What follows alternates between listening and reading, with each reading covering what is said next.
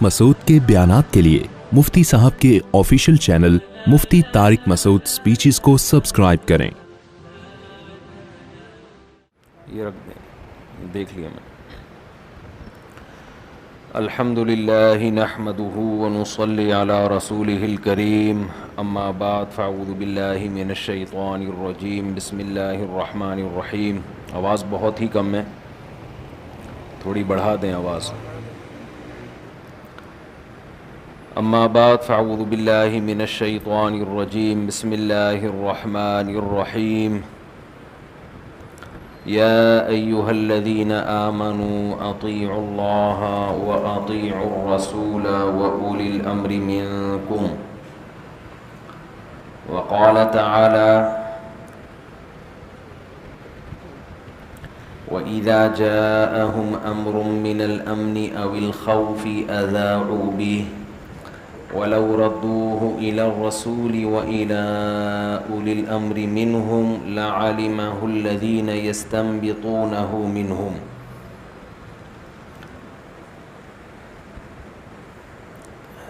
قرآن مجید کی ایک دو آیتیں پڑھی ہیں۔ اللہ تعالیٰ سے دعا ہے اللہ تعالیٰ صحیح طرح سے بات کہنے کی، سننے کی، سمجھنے کی اور پھر عمل کی توفیق عطا فرمائے۔ جب بھی بیان کے لیے بیٹھتا ہوں آج کل کے حالات میں، تو ملک کے موجودہ حالت، مسلمانوں کی تنزلی، تباہی، بربادی، بے اعتدالیاں، انہی چیزوں کی طرف توجہ جاتی ہے، اور خیال ہوتا ہے کہ اسی بارے میں ہی بیان کرتا رہوں کہ ہمیں کیا کرنا چاہیے، ہم کیوں تباہ ہو رہے ہیں، کیوں برباد ہو رہے ہیں۔ ایک وہ دور تھا جب مسلمانوں کا عروج تھا، ہم نے دنیا کو سکھایا تھا رہنے کا سلیقہ، دنیا ہم سے پوچھتی تھی، لیکن جب سے ہماری خلافتیں ختم ہوئیں، تباہیاں شروع ہوئیں، اس وقت سے ہم مسلسل تنزل کی طرف ہی جائے چلے جا رہے ہیں، اور اس ذلت سے نکلنے کے لیے جو اسباب اختیار کر رہے ہیں وہ اسباب مزید ذلت میں ہمیں ڈال رہے ہیں۔ جو اسباب ہم اختیار کر رہے ہیں وہ اسباب ہمیں ذلت سے نکالنے کے بجائے مزید ذلت میں، بولو بھائی، ڈال رہے ہیں۔ کیسے نکلیں گے ان ذلت والے اسباب سے؟ اس کا ایک ہی حل ہے جو قرآن بیان کرتا ہے۔ لیکن کمال کی بات یہ ہے کہ قرآن جو حل بیان کرتا ہے، ہر آدمی اس کو ڈیفائن اپنے طریقے سے کرتا ہے۔ یہ بڑا مسئلہ ہے۔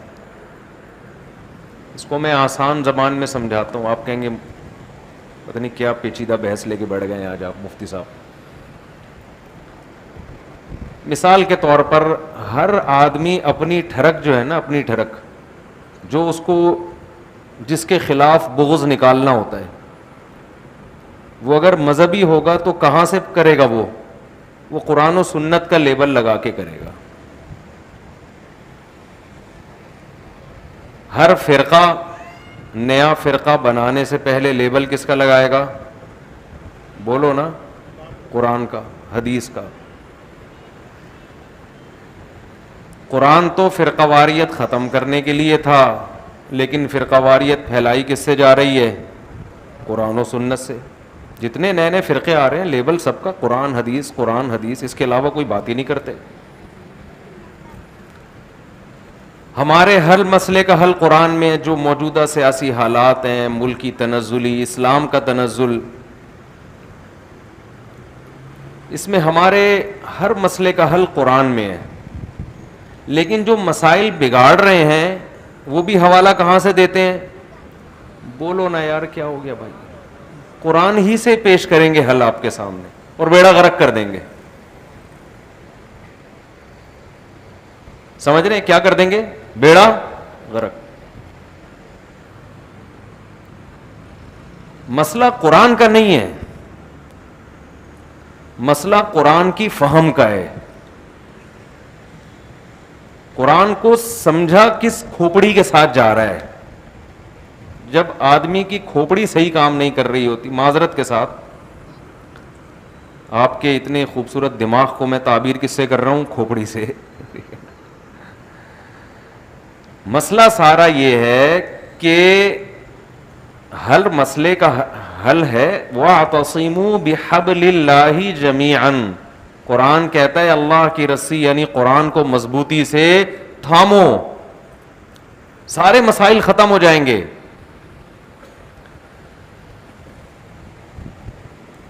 لیکن ہر آدمی آپ کو تباہ کرنے کے لیے بھی حوالے کس کے پیش کرے گا؟ قرآن کی آیتوں کے. مثال کے طور پر قرآن کہتا ہے اگر تم متقی ہو, پرہیزگار ہو, تو اللہ تمہارے ساتھ ہے میدان جنگ میں. جہاد کے میدان میں تمہاری مدد کس شرط کے ساتھ ہوگی؟ اگر تمہارے اندر تقوی ہے. آپ نے اس آیت کو پڑھا, آپ نے اس آیت کو سنا, آپ نے کہا میدان جنگ میں اترنے کے لیے ایٹم بم کی ضرورت, بولو نا یار, بولو بھائی خدا کا واسطہ, نہیں ہے. میزائل بنانے کی ضرورت نہیں ہے. اللہ ہمارے ساتھ ہے, ان کنتم مومنین, اگر تمہارا ایمان اللہ پہ مضبوط ہے. آپ نے اس آیت کو پڑھا, لوگوں کے ایمان کو مضبوط کیا, 4 مہینے بھی لگوا دیے, 40 دن روزے رکھوا دیے, چلے کروا دیے ان کے, صبح شام کی تسبیحات, اللہ پہ اعتماد اور توکل کے ساتھ فوج کو میدان میں اتارا, اور بیڑا غرق تو آپ لوگ کر لو نا یار. یہاں تک میں نے بیڑا غرق کر لیا, غرق کا لفظ آپ لوگ بول لو, اور فوج کا بیڑا کیا ہو جائے گا؟ غرق. اب آپ کہہ رہے ہو یار یہ اب دینداروں کے ساتھ ہو کیا رہا ہے, خوب سمجھو. پہلا تو یہ کہ آیت کا استعمال کیا ہوا ہے, بولو نا, صحیح استعمال ہوا ہے؟ بھئی غلط استعمال کی آیت کو, یہ مطلب نہیں ہے آیت کا. اتنا بھی ہوتا نا کافی تھا. آج جو ہم دیندار لوگ, میں بھی شاید شامل ہوں گا اس میں, اوورآل ایک ہم لوگوں میں ایک مسئلہ کھڑا ہو گیا ہمارے ساتھ, جو دیندار کہلاتے ہیں. اتنا بھی ہوتا نا کافی تھا کہ قرآن کی آیت کا غلط استعمال ہوا, فوج کو میدان میں اتارا اور بغیر اسلحہ کے, بغیر ٹریننگ کے مروا دیا, بیڑا غرق ہو گیا. چلو بھائی ندامت ہو گئی یار, ہم سے کہیں غلطی ہوئی ہے قرآن کو سمجھنے میں. نا نا نا نا نا نا, اس شکست کو نام کیا دیا جائے گا؟ فتح عظیم کا. نہیں آئی بات سمجھ میں؟ شکست ہو گئی, برباد ہو گئے.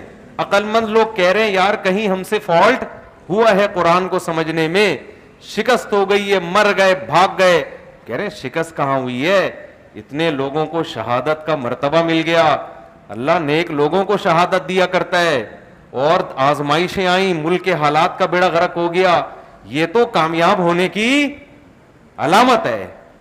یہ اگلا اسٹیپ ہے جو کون کر رہا ہے؟ یہ بھی نیک لوگ کر رہے ہیں, جو کیا کہلاتے ہیں؟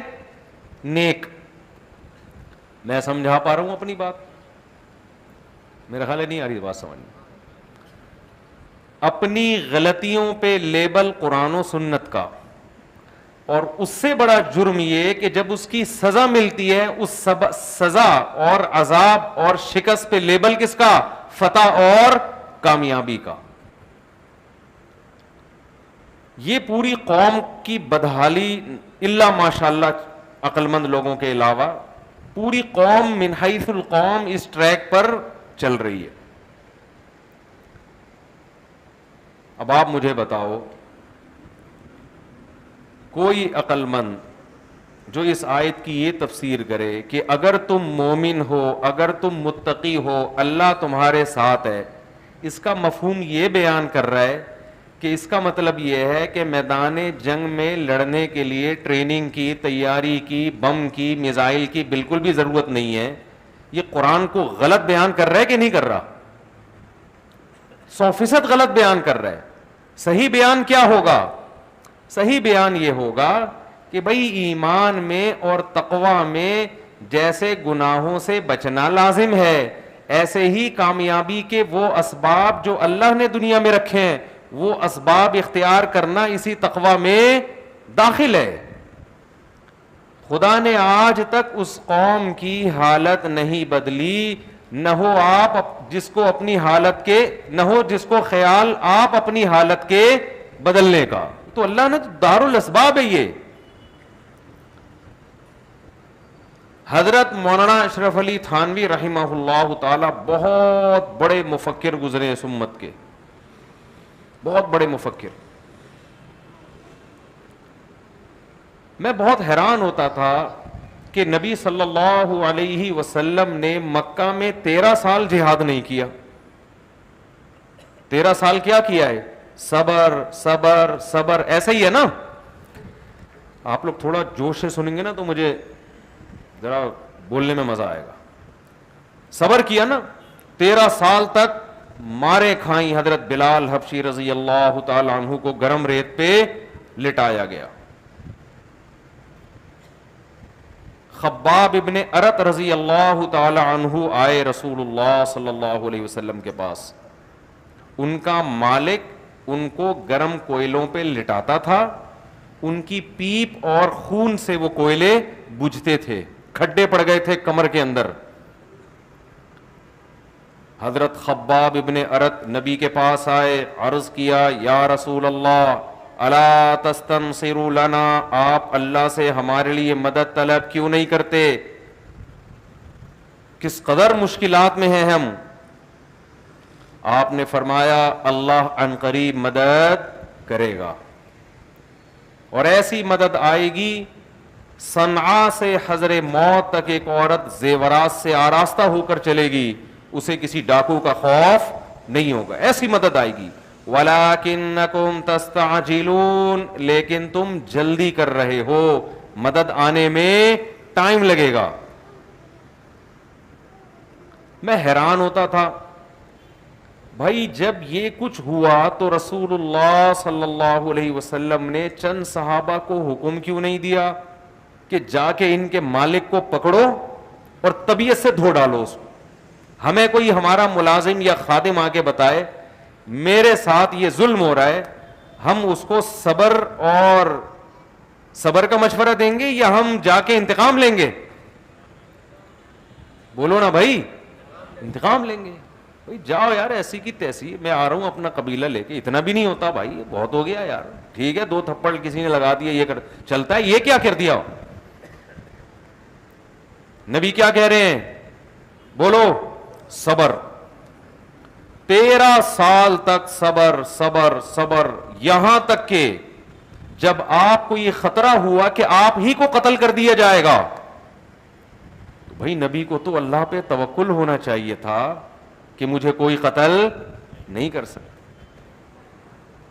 آپ ہجرت کیوں کر رہے ہیں مدینہ کی طرف؟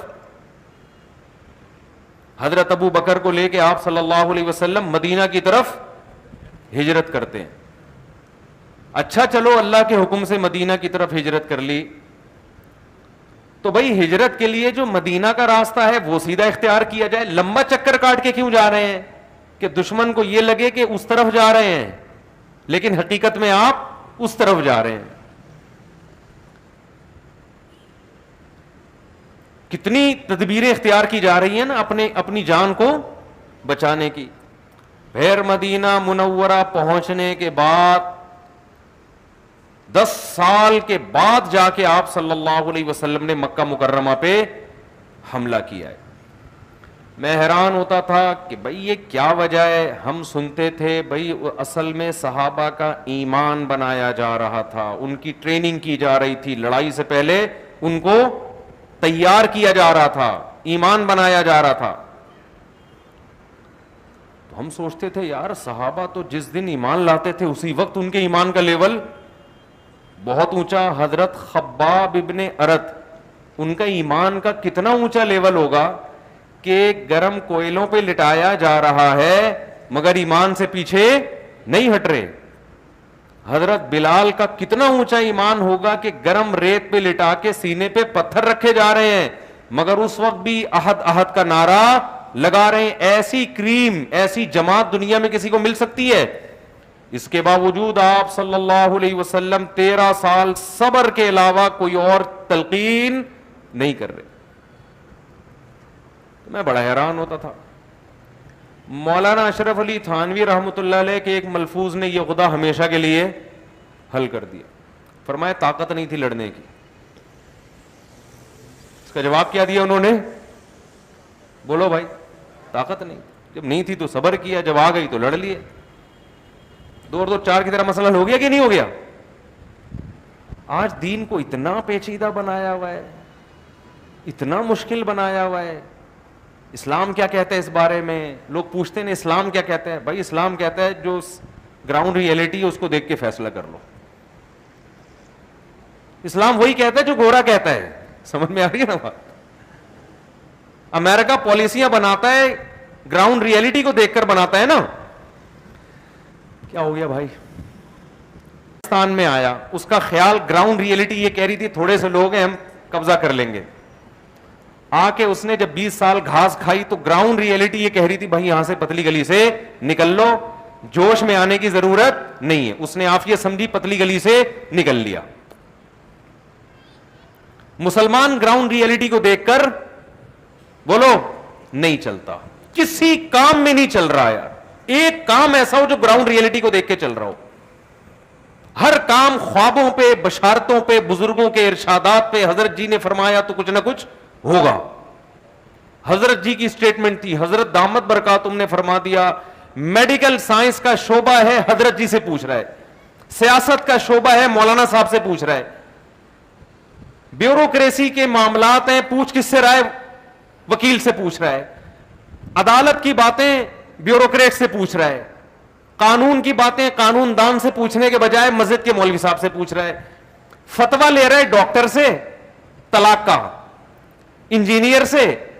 وہ کہتے ہیں نا بنے کیوں کر جو ہو سب کار الٹا, ہم الٹے بات الٹی یار الٹا. مہتاب رائے جو ہے نا, مہتاب رائے ایک شاعر گزرا ہے, کہہ رہے میرے نام میں مہ کو الٹو تو ہم کو الٹو تو مہ بنتا ہے, بات کو الٹو تو تاب بنتی ہے, یار کو الٹو تو رائے.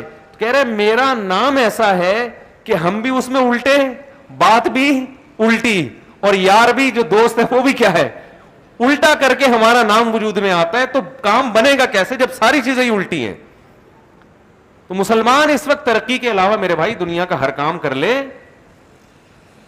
سمجھنے قرآن خوانیاں کروا لے, وہ افطار پارٹیاں کر لے, وہ حج بھی کر لے, وہ عمرے بھی کر لے, وہ کچھ بھی کر لے, لیکن جب تک یہ روش مسلمان کی رہے گی وہ دنیا کی باغ ڈور اپنے ہاتھ میں لینا تو دور کی بات, جتنی عزت ابھی ٹوٹی پھوٹی 2-4 چیتھڑے لگے ہوئے ہیں نا ہمارے, وہ چور کو جب پکڑتے ہیں نا اس کو کوٹتے ہیں تو 2-4 اس کے وہ چڈی بنیان رہ جاتا ہے. ہمارے محلے میں تھوڑے دن پہلے کسی نے چور کو پکڑا,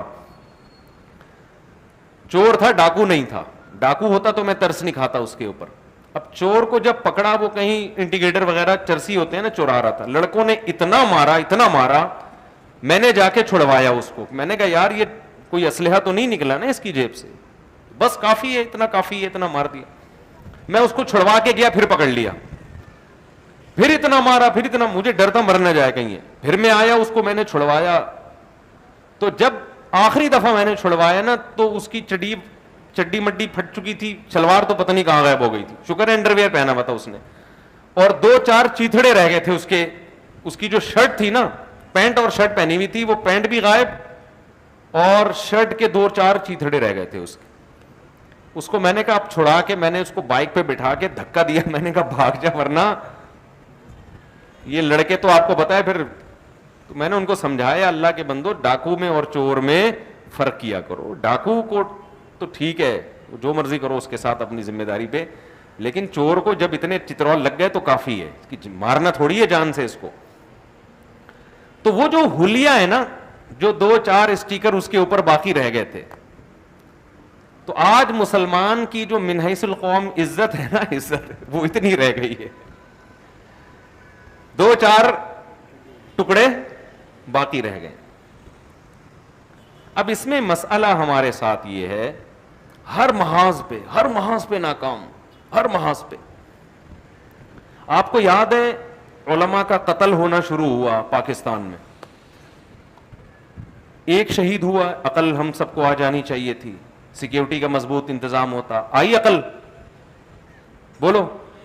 دوسرے روزانہ ہم خبریں سن رہے تھے, آج فلاں کی شہادت, کل فلاں فلاں فلاں فلاں, اور بیانات کیا آ رہے ہیں, اہل حق ہونے کی علامت ہے, ایک مکتبہ فکر ہے جس کے علماء لائن سے شہید ہو رہے ہیں. یہ اس مکتبہ فکر کے برحق ہونے کی علامت ہے کہ باطل کے تیروں کے سارے رخ کس طرف ہیں, اسی مکتبہ فکر کی طرف ہے. یہ اس کی علامت ہے کہ نہ کٹے ہیں نہ جھکے ہیں, نہ دبے ہیں نہ جھکے ہیں. کٹے تو الحمدللہ دبا کے ہیں نا,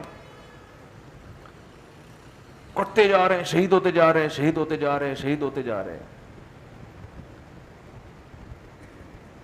کووڈ-19 میں کیا ہوا تھا جب کرونا آیا تھا نا, جب کورونا کی وبا پھیلی ہے, کیسے تبصروں میں ٹائم ویسٹ ہوا ہے. کوئی اسرائیل کی سازش, کوئی یہودی کی سازش, کوئی فلانا, کوئی کہہ رہا ہے سعودی حکومت حج بند کرنا چاہتی ہے. اتنا پروپیگنڈا منفی.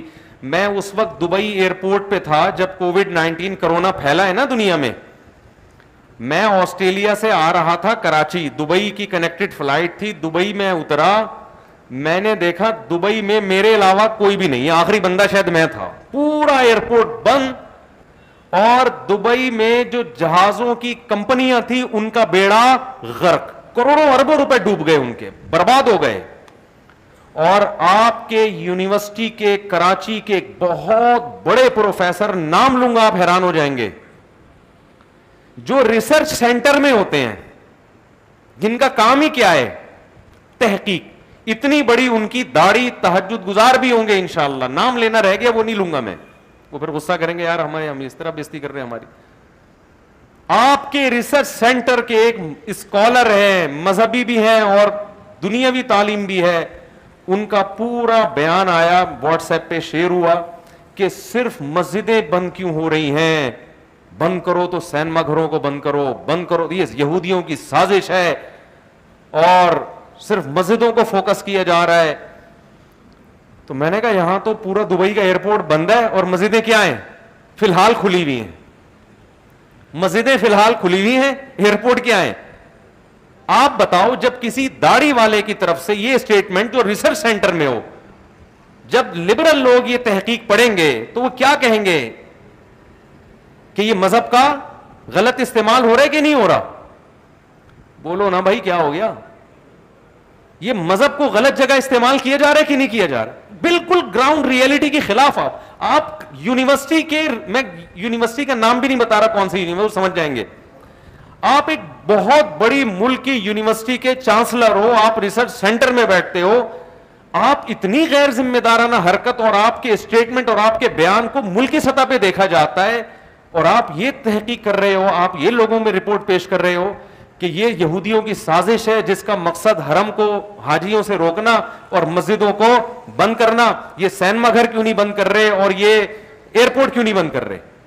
اور ہم دیکھ رہے ہیں ایئرپورٹوں پہ, سارے ایئرپورٹ کیا ہیں, سب سے پہلے تو آسٹریلیا کے ایئرپورٹ بند ہوا, انہوں نے کہا نکل لے بھائی یہاں سے, ہم تو بھاگے وہاں سے اس لیے کہ ایئرپورٹ بند نہ ہو جائے. اور بیانات میرے آسٹریلیا میں ہو رہے تھے کووڈ کے باوجود. آسٹریلیا گورنمنٹ نے بھی مذہبی جلسوں پہ بعد میں پابندی لگائی ہے, ایئرپورٹ پہلے بند کیے, لیکن دیندار لوگوں کا تبصرہ آپ دیکھیں, نیگیٹیوٹی دیکھیں کس طرح پھیلائی جا رہی تھی. وہی بات ہے, ہمارے ہاں دنیا پرست آدمی جو مرضی بول دے وہ اسلام دشمن ہے, دیندار داڑھی رکھ کے جو مرضی تبصرہ کر دے اس کے تبصرے کو حب الوطنی اور عشق رسول کی علامت سمجھا جاتا ہے. اسلام کا اصول سب کے بارے میں ایک ہی ہے کہ کون تحقیق کر کے بات کر رہا ہے اور کون بلا تحقیق بات کر رہا ہے, کون تحقیق کے اہل سے پوچھ کے بات کر رہا ہے اور کون ان لوگوں کا تبصرہ نقل کر رہا ہے جو تحقیق کے اہل بولو نا نہیں ہے. کتنا خون پیا تھا لوگوں نے اس وقت, ہمیں یاد ہے بھئی یہ سازش ہے, یہ یوں ہے, یہ ڈرامہ ہے, یہ فلانا ہے, یہ ڈمکانا ہے. تو ہم نے بڑے بڑے ڈاکٹروں سے رابطہ کیا جو بڑے بڑے دیندار تھے, وہ کہہ رہے نہیں بھائی ایک وبا ہے, اس کے بڑے دنیا پہ تباہی پھیلنے والی ہے, ملکوں کی معیشت ڈاؤن ہوگی. کوئی کہہ رہا ہے چائنا نے پھیلایا, کوئی کہہ رہا ہے امریکہ, پہلے کہہ رہے تھے امریکہ کی سازش, پھر امریکہ متاثر ہونا شروع ہوا تو وہ اسٹیٹمنٹ چینج ہو گئی. تو ایک عجیب تباہی, یہ سب کو پتا ہے, یہ کوئی ڈھکی چھپی بات نہیں ہے. میرا مقصد ابھی کورونا کی بحثیں نہیں ہے, میرا مقصد یہ کہ ہمارے ہاں یہ ایک کامن بیماری ہے کہ تحقیق گراؤنڈ ریئلٹی کو دیکھے بغیر, تحقیق کیے بغیر تبصرہ کر کے کسی کے اوپر بھی بلی ڈال دینا کہ یہ اس کا کام ہے, یہ اس کا کام. یہ اس کے بالکل یہ نجی سطح پہ بھی ہو رہا ہے اور یہ ملکی سطح پہ بھی ہو رہا ہے. نجی سطح پہ ساس بہوؤں میں چل رہا ہے, بہو کی طبیعت زیادہ خراب ہے تو اپنی حرکتیں دیکھ, تو پراٹھے کھا رہی ہے صبح روزانہ, واکنگ کرتی نہیں ہے, تو سارا دن کم وقت 12 بجے تک پڑی رہتی ہے, تو تیرے پیٹ میں بھی درد ہوگا, تیرا دماغ بھی خراب ہوگا. زیادہ جب طبیعت خراب ہونا شروع ہوئی تو جٹھانی نے کچھ, یہ رپورٹ ہے, تحقیق کیا ہے, جٹھانی نے جادو, یہ ہوتا ہے کہ نہیں ہوتا, اس کمبخت نے جادو کیا ہے, ساس نے کچھ کیا ہے, پڑوسن نے کچھ کیا ہے. آج ہی کی بات ہے, خاتون کہنے لگی میرے اوپر مجھ پہ کچھ ہوا ہے. میں اس خاتون کو جانتا تھا, تو ہمارے کوئی ریلیٹیو میں تھی. میں نے کہا کہ آپ کا جو لائف اسٹائل ہے نا, اس کے لیے کسی کو کچھ کرنے کی بالکل بھی ضرورت بولو نہیں. یہ تو اب تک کچھ ہوا نہیں, لگتا ہے کسی نے کچھ بندش لگائی ہوئی ہے, جنات کو روکا ہوا ہے, کوئی حصار وسار کیا ہوا ہے جو اب تک کچھ ہو نہیں رہا, ورنہ اس لائف اسٹائل میں اب تک بہت کچھ ہو جانا چاہیے. نجی سطح پہ بھی گراؤنڈ ریئلٹی کو نہیں دیکھتے, حقائق کو نہیں دیکھتے, ملکی سطح پہ بھی نہیں دیکھتے, بین الاقوامی سطح پہ بھی نہیں دیکھتے. جس آدمی کو جہاں پھینکنے کا موقع مل رہا ہے وہ وہاں پھینکنے کا کام بولو کر رہا. آج کل تو سیاسی تبصرے بہت چل رہے ہیں, میں تو نہیں کرتا, میں تو نیوٹرل بن کے, گھنا بن کے زندگی گزار رہا ہوں, کیونکہ ہمیں پتا ہے کسی ایک کی حمایت کی دوسرا معاف نہیں کرے گا آپ کو. وہ تو ایسی کی, وہ تو دائرہ اسلام سے ہی نکال دے گا, ادھر جھکے یا ادھر جھکے, چپ کر کے آرام سے اپنی ہنسی خوشی زندگی گزارو بھائی. اور ہمارے تبصرے کرنے سے کون سا کوئی انقلاب آ جائے گا. ہم اصولی بات کرتے رہتے ہیں, اصولی ضابطے کی بات. کچھ دن پہلے کسی نے ایک سیاسی لیڈر کے بارے میں صحافیوں کا بیان بھیجا مجھے کہ دیکھو یہ بھی کہہ رہا ہے کہ وہ ایسا ہے. میں نے کہا یہ تو کہہ رہا ہے, یہ صحیح کہہ رہا ہے, یہ کون کہہ رہا ہے؟ آئی بات سمجھ. آپ صحافیوں کے تبصرے بھیج رہے ہو کسی سیاسی لیڈر کو 2 نمبر ثابت کرنے کے لیے, اور دلیل میں اس صحافی کے بارے میں کہہ رہے ہو کہ یہ صحافی کہہ رہا ہے. میں نے کہا یہ صحافی تو کہہ رہا ہے کہ یہ سیاسی لیڈر کرپٹ ہے, لیکن اور کوئی دوسرا صحافی کب کہہ رہا ہے کہ یہ جو صحافی کہہ رہا ہے یہ صحیح کہہ رہا ہے؟ آئی بات سمجھ میں. اس صحافی کے درست ہونے کے لیے کسی اور صحافی کا حوالہ دو, پھر اس کے صحیح ہونے کے لیے یہ کون سا دودھ کا دھلا ہوا ہے. صحافی 99% تو پیڈ ہوتے ہیں. خود صحافی کو سمجھنے کے لیے پہلے اس کے 6 مہینے اس کے تبصرے آپ کو سننے پڑیں گے, اس کے بعد جا کے آپ فیصلہ کرو گے یہ حق پرست بھی ہے یا نہیں ہے. ورنہ صحافیوں کو تو آپ کو پتا ہے, وہ تو جب ادھر کے پیسے لفافے ادھر کو پلٹ گیا, ادھر لفافہ ملا. تو اصول اور ضابطہ یہ ہے میرے بھائی, سب سے پہلے دیکھو ہم تنزل کا شکار کیوں ہیں. ہم تنزل کا شکار اس لیے ہیں کہ کامیابی کے اسباب اختیار نہیں کر رہے. ختم. 2 اور 2 4 کی طرح بات کیا ہو گئی. ارے بھائی ایک آدمی بیماری کا شکار ہے تو ڈاکٹر کہتے ہیں تو صحت کے اسباب اختیار نہیں کر رہا اس لیے بیمار ہے. 2 اور 2 4 کی طرح بات کلیئر ہو گئی نا. تو اب جو وجہ ہے بیماری کی اس کو ختم کر دو تو, اور صحت کی وجہ پیدا کر لو. تو اللہ کا قانون یہ ہے کہ 100 میں 99% لوگوں پر یہ اصول کارآمد ہو جاتا ہے. 1% پہ تقدیر کیا ہوتی ہے, غالب آ جاتی. 1% ایسے ہوتے ہیں جو بیماری کے اسباب اختیار کرتے ہیں, ہوتے پھر بھی صحت مند ہیں. ہم نے ایسے لوگ دیکھے 100 سال کے, پان بھی کھا رہے ہیں, گٹکا بھی کھا رہے ہیں, نسوار بھی, سگریٹ بھی اور پراٹھے بھی, مگر پھر بھی کیا ہیں 100 سال کے. لیکن 100 میں ایسے ایک ہی ہوتے ہیں, ٹھیک ہے نا. 99 وہ ہوتے ہیں جو صحت کے اسباب اختیار کرتے ہیں تو صحت اچھی ہو جاتی ہے. اور 99 ایسے ہوتے ہیں جو بیماری کے اسباب اختیار کرتے ہیں تو کیا ہو جاتے ہیں؟ بیمار ہو جاتے ہیں. تو اللہ تعالیٰ نے انفرادی سطح پہ کامیابی، کوئی آدمی انفرادی سطح پہ دنیا اور آخرت میں کامیاب ہونا چاہتا ہے، اس کے بھی وہ ایک ہی اصول ہے کہ اسباب اختیار کرو. اور جو آدمی ملکی سطح پہ، قومی سطح پہ جو قوم کامیاب ہونا چاہتی ہے، اس کے بھی وہی اصول ہے کہ کیا اختیار کرو؟ اسباب. سوال پیدا ہوتا ہے پھر مذہب کیا کر رہا ہے؟ اسباب تو گورا بھی اختیار کرتا ہے نا، پھر مذہب کے اسلام کو فالو کرنے کی کیا ضرورت ہے؟ میں سمجھا پا رہا ہوں اپنی بات کہ نہیں سمجھا پا رہا؟ پھر مذہب کی کیا ضرورت ہے؟ پھر ہمیں مسلمان بننے کی کیا ضرورت ہے جب وہی کام کرنے جو گورا بھی کر رہا ہے؟ گورا بھی ٹھیک ہونے کے لیے ٹیکا لگاتا ہے، کوئی درود شریف نہیں پڑھتا. ہمیں بھی بخار کے لیے پیناڈول کھانی پڑے گی، سورہ فلق اور سورہ ناس سے نہیں اترے گا. اللہ اتارنا چاہے تو اتر بھی سکتا ہے، لیکن اسباب تو یہی ہے نا. بخار میں کیا ہے؟ پیناڈول کھانی پڑے گی. تو پھر ہمارے لائف اسٹائل میں اور گورے کے لائف اسٹائل میں فرق کیا ہو گیا؟ سمجھ میں آ رہی ہے بات کی نہیں آ رہی؟ بھائی دو بہت بڑے فرق ہیں، دو بہت بڑے فرق. نمبر ایک، ہم حرام ذریعے کو استعمال نہیں کریں گے، گورا حرام ذریعہ استعمال کرے گا. گورے نے کہا ترقی کے لیے ضروری ہے کہ مرد اور عورت مل کر کام کریں، عورتیں بھی گھروں سے نکلیں، مرد بھی گھروں سے نکلیں، پردہ وردہ سیٹ اپ، یہ سب فضول. اس سے کام میں کیا ہوگی؟ رکاوٹ، ترقی نہیں کر پائیں گے. اسلام ایسی ترقی پہ لعنت بھیجتا ہے جس سے آپ کا خاندانی نظام کیا ہو جائے؟ تباہ و برباد ہو جائے. گورا کہتا ہے نماز کی چھٹی دینے کی ضرورت نہیں ہے، نماز وماز کچھ نہیں، ترقی بس ترقی کرتے رہو. اسلام کیا کہتا ہے؟ عبادت کے وقت پہ کیا ہوگی؟ بولو نا، عبادت. رمضان آ گیا، مسلمان سائنٹسٹ تحقیق میں لگے ہوئے ہیں، روزہ رکھ کے ان سے تحقیق نہیں ہو پا رہی صحیح طریقے سے. مسلمانوں کی ترقی رمضان کی وجہ سے 1 مہینہ ڈیلے ہو رہی ہے. ٹھیک ہے نا؟ نہیں آ رہی سمجھ میں تو بند کر دیتا ہوں بھائی میں یار. مسلمانوں کی ترقی، پولیس کو کون سمجھائے گا؟ پولیس تو ان کو سمجھائے گی، لیکن پولیس کو کون سمجھائے گا؟ مسلمانوں کی ترقی رمضان کے روزوں کی وجہ سے 1 مہینہ کیا ہو رہی ہے؟ ڈیلے. 1 مہینہ بعد چاند پہ جائیں گے. کوئی صحیح مفتی کبھی بھی فتویٰ نہیں دے گا کہ آپ روزہ توڑوا کے ان کو چاند پہ بھیج دیں. صحیح ہے؟ رمضان کا روزہ بولو رکھنا پڑے گا. یہ نصوص ہیں، یہ کیونکہ اصل پیدا اللہ کے لیے ہوئے ہیں، ہم ترقی بھی اللہ کے لیے کر رہے ہیں. اسی اللہ ہی کو ناراض کر دیا تو ایسی یہ دنیا تو یہ ختم ہو جائے گی، مسافر خانہ ہے. پہلا فرق یہ ہے کہ اسلام نے جو باؤنڈری لگائی ہے، آپ اس باؤنڈری کو کراس نہیں کر سکتے. اسباب میں اتنا آگے نہیں جا سکتے کہ اس باؤنڈری کو کراس کر دیں آپ. آج کسی پروفیسر کا میں سن رہا تھا،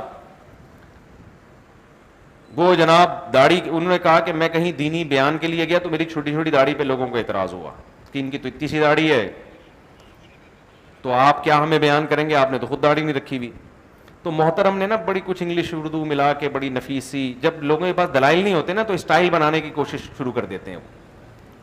تو اسٹائل بنایا انہوں نے لمبا چوڑا کہ بھئی ایکچولی داڑھی تو یوں تھا، ایکچولی وہ تو یوں تھا، وہ تو وغیرہ وغیرہ کر کے پوری داڑھی کا بیڑا غرق کر دیا. مجھے جس نے کہا، میں نے کہا فضول آدمی کو مجھ سے تو سنا بھی نہیں جا رہا، پتہ نہیں آپ لوگوں کے پاس ٹائم کیسے فضول لوگوں کو سنتے کیسے. تمام پیغمبروں نے داڑھی بڑھائی ہے، رکھی نہیں ہے. تمام پیغمبروں کی داڑھی آپ نہ رکھو، اسلام کو چینج تو نہ کرو میرے بھائی، چینج تھوڑی کر سکتے ہو آپ. تمام پیغمبروں کی، تمام صحابہ کی، تمام تابعین کی، تمام محدثین کی. دیکھو کچھ کام ایسے ہوتے ہیں ہم کر پہلے لیتے ہیں کسی وجہ سے، پھر اس کی لاجک تلاش کر رہے ہوتے ہیں. اس کو کہتے ہیں نقطہ بعد الوقوع. اصطلاح میں کیا کہا جاتا ہے اس کو؟ ایک پوائنٹ ہے لیکن یہ پوائنٹ وارد ہوا ہے کام ہونے کے بعد. ایک ہوتا ہے پہلے آپ کوئی لاجک ہوتی ہے اس کی، اس لاجک کے بعد آپ وہ کام کر رہے ہوتے ہیں. ایک ہوتا ہے کام تو آپ نے کر لیا. دوسری شادی پہ میں بیان کر نہیں رہا آج کل، لیکن ایک مثال دے رہا ہوں نا. جیسے ہمارے یہاں ہم جب ہندوؤں میں رہتے تھے نا، ہندوؤں کے ساتھ رہے تو دوسری شادی ہمارے یہاں اس کا رواج کیا ہو گیا؟ ختم. کیونکہ ساری قوم کوئی کرتا ہی نہیں تھا تو رواج پہلے ختم ہوا. اب جب ہو گیا اب سوالات اٹھنا شروع ہوئے کہ اسلام نے تو اجازت دی ہے تو کرتے کیوں نہیں؟ اب ایک لاجک. ایکچولی عدل بہت کیا ہے اس زمانے میں؟ مشکل. حقوق ادا کرنا ایکچولی وغیرہ، یہ ایکچولی جتنے لگ رہے ہیں نا تو ایکچولی یہ اس وجہ سے نہیں ہوا کسی اور وجہ سے ہے. ہوا تو اس لیے کہ ہندوؤں کے ساتھ رہتے تھے, انگریزوں نے حکومت کی, ہماری ساری جو روایات تھی ان کی ایسی کی تیسی ہو گئی. جب ہو گئی تو اب کوئی تو لاجک تلاش کرنی ہے نا. اب میں اگر نہیں کر رہا تو میں کہوں چونکہ ہمارے باپ دادے ہندوؤں کے ساتھ رہے ہیں تو اس کو کون مانے گا. کہہ رہا آپ تھوڑی رہ رہے ہو ہندوؤں کے ساتھ, تو تمہارا پڑوس بھی وسیم بھائی رہتے ہیں, عبد الرؤف ادھر پڑوس میں رہتا ہے, سامنے عبداللہ رہتا ہے, ادھر عبد الرحمان, سارے ماشاءاللہ تہجد گزار مسلمان اور بزرگوں کے خلیفے رہتے ہیں, وہ بزرگ بھی رہتے ہیں, وہ بزرگ خود بھی نہیں کر رہے ہوتے. ٹھیک. تو ہوا یہ کہ کام پہلے ہو گیا, اب یہ کہ اس کا ایک عذر تراشا جا رہا ہے کہ یار ایکچولی اصل میں ایکچولی یہ سب فضول ہے بھائی. بات یہ ہے کہ ہم لوگ چونکہ ہندوؤں کے ساتھ رہے تو نہیں ہو رہا ہم سے, یہ کہہ دو بھائی اب میرے لیے میرے میں دم نہیں ہے, یہ اچھی بات ہے. اسلام کو تو چینج نہ کرے نا انسان.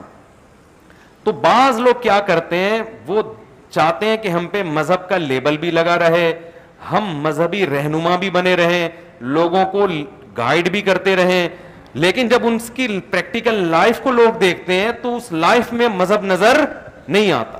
بہت بڑی علامت مذہب کی ہے کہ آپ کے چہرے پہ داڑھی تو ہونا.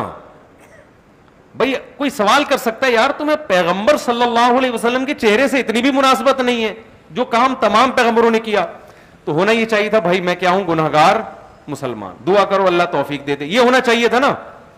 تو لوگ آگے جواب میں کہتے ہیں ٹھیک ہے جب توبہ کر لیں گے پھر ممبر پہ آ کے بیان کر لیے گا. ٹھیک ہے نا, یہی کہتے ہیں نا لوگ یہی کہیں گے نا آپ گنہگار مسلمان ہیں, تو جب آپ پکی توبہ, ہم آپ کو طنز نہیں کر رہے, تانا نہیں کر رہے, لیکن آپ لیڈر ہیں, لیڈر میں تو کم از کم ظاہری طور پہ تو خرابی نہیں ہونی چاہیے نا. تو آپ سچی مچی کی توبہ کر لیں, جب پوری ہو جائے تو آ جائیے گا. پھر آپ خود ہی عمل نہیں کر رہے تو ہمیں کیا سمجھائیں گے آپ.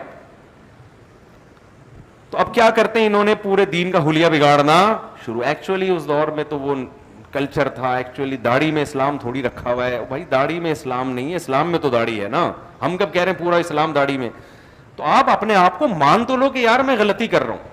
تو ایسے ہی آج کل کے جدید لوگوں نے پورے دین کا حلیہ آہستہ آہستہ بگاڑنا شروع. کل امریکہ سے فون آیا کسی کا میرے پاس کہ جی مورگیج پہ ہم مکان لینا چاہتے ہیں. لیتے ہیں نا لوگ بینکوں سے سودی قرضہ لے کے مکان لیتے ہیں. انہوں نے کہا امریکہ کے مفتی اعظم نے فتویٰ دیا ہے کہ ایک گھر لینا چونکہ آپ کی شرعی ضرورت ہے اس لیے سودی قرضہ لے کے ایک گھر لے سکتے ہیں, خرید و فروخت کے لیے آپ گھر بولو نا نہیں لے سکتے. میں نے کہا وہ مفتی اعظم مجھے نہیں پتا کون ہے بھائی. ایک تو آج کل مفتی اعظم بھی جو اٹھے اپنے نام کے ساتھ لگا کے یوٹیوب پہ وائرل کر دے. کوئی گورنمنٹ کی طرف سے پابندی بولو. سعودیہ میں آپ اپنے آپ کو مفتی اعظم تو دور کی بات مفتی کہہ کے دکھاؤ, سب سے پہلے آپ کو جیل ہوگی کہ تجھے بنایا کس نے مفتی. دبئی میں آپ اپنے آپ کو مفتی اعظم دور کی بات مفتی کہہ کے دکھا دو آپ. میں جب عمان گیا ہوں نا, مسقط, عرب کنٹریز میں اس کا بڑا خیال ہے, تبھی وہاں کوئی بہت بڑے پیمانے پر گمراہ اسکالرز نہیں ہیں, چھوٹی موٹی ہلکی پھلکی خطائیں ہوتی ہیں, بہت ہی بڑی فلمیں وہاں پیدا نہیں ہوتی مذہب کے نام پہ. میں جب مسقط گیا نا تو وہاں میرے بیانات تھے, تو وہاں کی گورنمنٹ سے پرمیشن لی کہ مفتی طارق مسعود صاحب آ رہے ہیں پاکستان سے, وہ بیان کرنا چاہتے ہیں. مسقط کی گورنمنٹ نے کہا بھائی یہ مذہبی اسکالر ہے, اس کی کیا دلیل ہے. وہ سارے سرٹیفکیٹ جتنے بھی ہیں نا یہاں لگا. مجھے ان کا یہ عمل اچھا لگا کہ بھائی گورنمنٹ پہلے تحقیق تو کرتی ہے کہ اس نے مذہب پڑھا بھی ہے کہ نہیں پڑھا ہے. لیکن پاکستان میں اس طرح کی کوئی پابندی بولو نہیں. روحانیت کے نام پہ الو بناؤ, یہ تعویذ یہ والا یوں اتنی دفعہ وظیفہ پڑھو تو اس سے یہ ہو جائے گا. کس نے کہا یہ ہو جائے گا بھائی؟ کہہ رہے میں نے کہا یہ ہو جائے گا. کیوں کہا آپ نے حضرت یہ ہو جائے گا؟ آپ کو کہاں سے پتا چلا؟ علم ہے, علم کیا ہوا ہے آپ نے. کون سا علم کیا ہوا ہے جس سے یہ پتا چلتا ہے کہ یہ والا وظیفہ پڑھنے سے یہ ہوتا ہے؟ یہ علم کہاں کرایا جاتا ہے؟ کوئی سلیبس ہے, کوئی نصاب ہے؟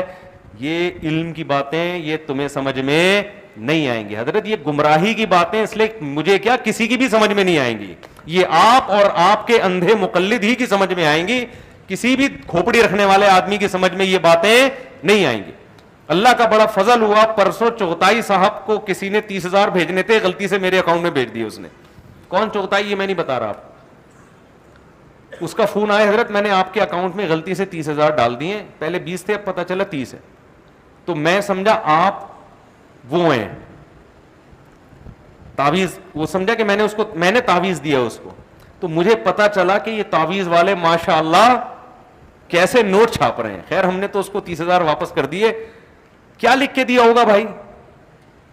یہ ہے گراؤنڈ ریئلٹی کو دیکھ کے مسلمان کیا کر رہا ہے. بولو نا, یہ ترقی کرے گا؟ او بھائی یہ 2-4 چیتڑے جو رہ گئے ہیں یہ بھی مارکیٹ سے, وہ تو میں نے بچا لیا اس کو, بھاگ گیا چور, ورنہ وہ چڈی بنیان بھی باقی نہیں بچنی. تو مسلمانوں اپنے چڈی بنیان کو بچا لو, یہ بھی بڑی بات ہے.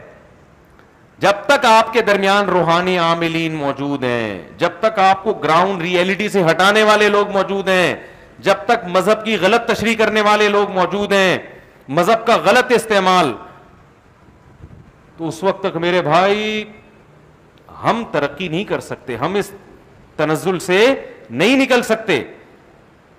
تو میں کیا بات کر رہا تھا, جلدی سے بات کو سمیٹ کے ختم کروں. ایک جگہ بات آ کے رکی تھی, ابھی جو میں آخر میں بات کر رہا تھا نا, ہاں مورگیج کی بات کر رہا تھا میں. تو انہوں نے فون کیا, میں بتا رہا ہوں نا دین میں تحریفیں کیسے ہو رہی ہیں یار. کوئی بھی مفتی اعظم بن کے کچھ بھی فتویٰ دیتا پھرے یار. تو کہتے ہیں ایک گھر لینا جائز ہے, باقی گھر لینا جائز نہیں ہے, کیونکہ ایک گھر آپ کی بنیادی ضرورت ہے, اس لیے سودی قرضہ لینا جائز ہے. میں نے ان سے کہا, میں نے کہا میرے بھائی ان مفتی اعظم صاحب سے پوچھو کہ یہ بات تو ٹھیک ہے کہ گھر انسان کی بنیادی ضرورت ہے, اور بنیادی ضرورت اگر کوئی قرضہ بغیر سود کے نہ دے رہا ہو تو شدید بنیادی ضرورت میں مجبوری میں بینک سے قرضہ لینے کی بھی گنجائش ہے, یہ بھی ٹھیک ہے. لیکن یہ کون سی حدیث میں ہے کہ اپنا گھر ہونا بنیادی ضرورت ہے؟ لوگ رینٹ پہ جو رہ رہے ہیں, کرائے پہ رہ رہے ہیں, تو ان کے لیے مورگیج پہ ذاتی گھر خریدنا جائز نہیں ہے. یہ تو آپ نے فرض کر لیا کہ ذاتی گھر کا ہونا, دیکھو اسلام یہ مانتا ہے کہ روڈ پہ گھر انسان کی بیسک ضرورت ہے, لیکن یہ دیوار میری ذاتی ہو, یہ ٹائل میری ہو, یہ لیٹرین میرا ہو, یہ نل کا کیا ہو, یہ میرا کہاں سے آپ کی ضرورت آ گئی؟ یہ کون سی حدیث میں ہے؟ تو میں نے کہا بھائی اگر آپ کرایہ دے سکتے ہو, کرائے کے گھر پہ حلال طریقے سے رہ کے, تو آپ کے لیے مورگیج پہ گھر لینا جائز نہیں ہے. تو ہوس کو ضرورتیں بنایا ہوا ہے. میں کہتا ہوں ٹھیک ہے آپ کے پاس اللہ نے بہت دیا, آپ اپنا گھر خریدو, منع نہیں کر رہے, اسلام منع نہیں کر رہا, لیکن اس کو بیسک ضرورت مت سمجھو. یہ ایسے ہی ہے جیسے اپنی گاڑی ہونا انسان کی بنیادی ضرورت. او بھائی کنوینس کا ہونا تو بنیادی ضرورت ہے. اس زمانے میں آپ کا آفس اگر صدر میں ہے تو پیدل نہیں جا سکتے, ایک ہی دفعہ جاؤ گے, اس کے بعد گھر واپس. اب کوئی کہ پرانے زمانے میں چونکہ اتنے لمبے, جب موسیٰ علیہ السلام یہاں سے دوسرے مدین پیدل چلے گئے تھے, تو تم پٹیل پاڑا پیدل کیوں نہیں جا سکتے اپنے آفس میں؟ لوگ بول سکتے ہیں نا بھائی, ہم ان کو یہ کہیں گے وہ ایک دفعہ جائے گا اور ایک دفعہ آئے گا, اگلے دن جانے کے قابل نہیں رہتا. ہونا تو بیسک ضرورت ہے, لیکن یہ ضرورت W11 سے پوری ہو جاتی ہے. یہ 4K سے 4J سے اگرچہ بہت ڈینجرس, خطرناک, رسکی معاملہ ہے, ٹھیک ہے, لیکن اس سے یہ ضرورت پوری, بولو نا, ہو جاتی ہے. یہ جو حدیث آتی ہے نا, نبی صلی اللہ علیہ وسلم نے فرمایا لو انکم تتوکلون علی اللہ, بڑی پیاری حدیث ہے, بڑا مزہ آتا ہے پڑھنے میں, سننے میں. تشریح میں مزہ نہیں آئے گا, مجھے تو آئے گا, آپ کو سننے میں مزہ نہیں آئے گا تشریح کے. نبی صلی اللہ علیہ وسلم نے فرمایا لو انکم تتوکلون علی اللہ لرزقتم کما ترزق الطیر تغدو خماصا وتروح بطانا.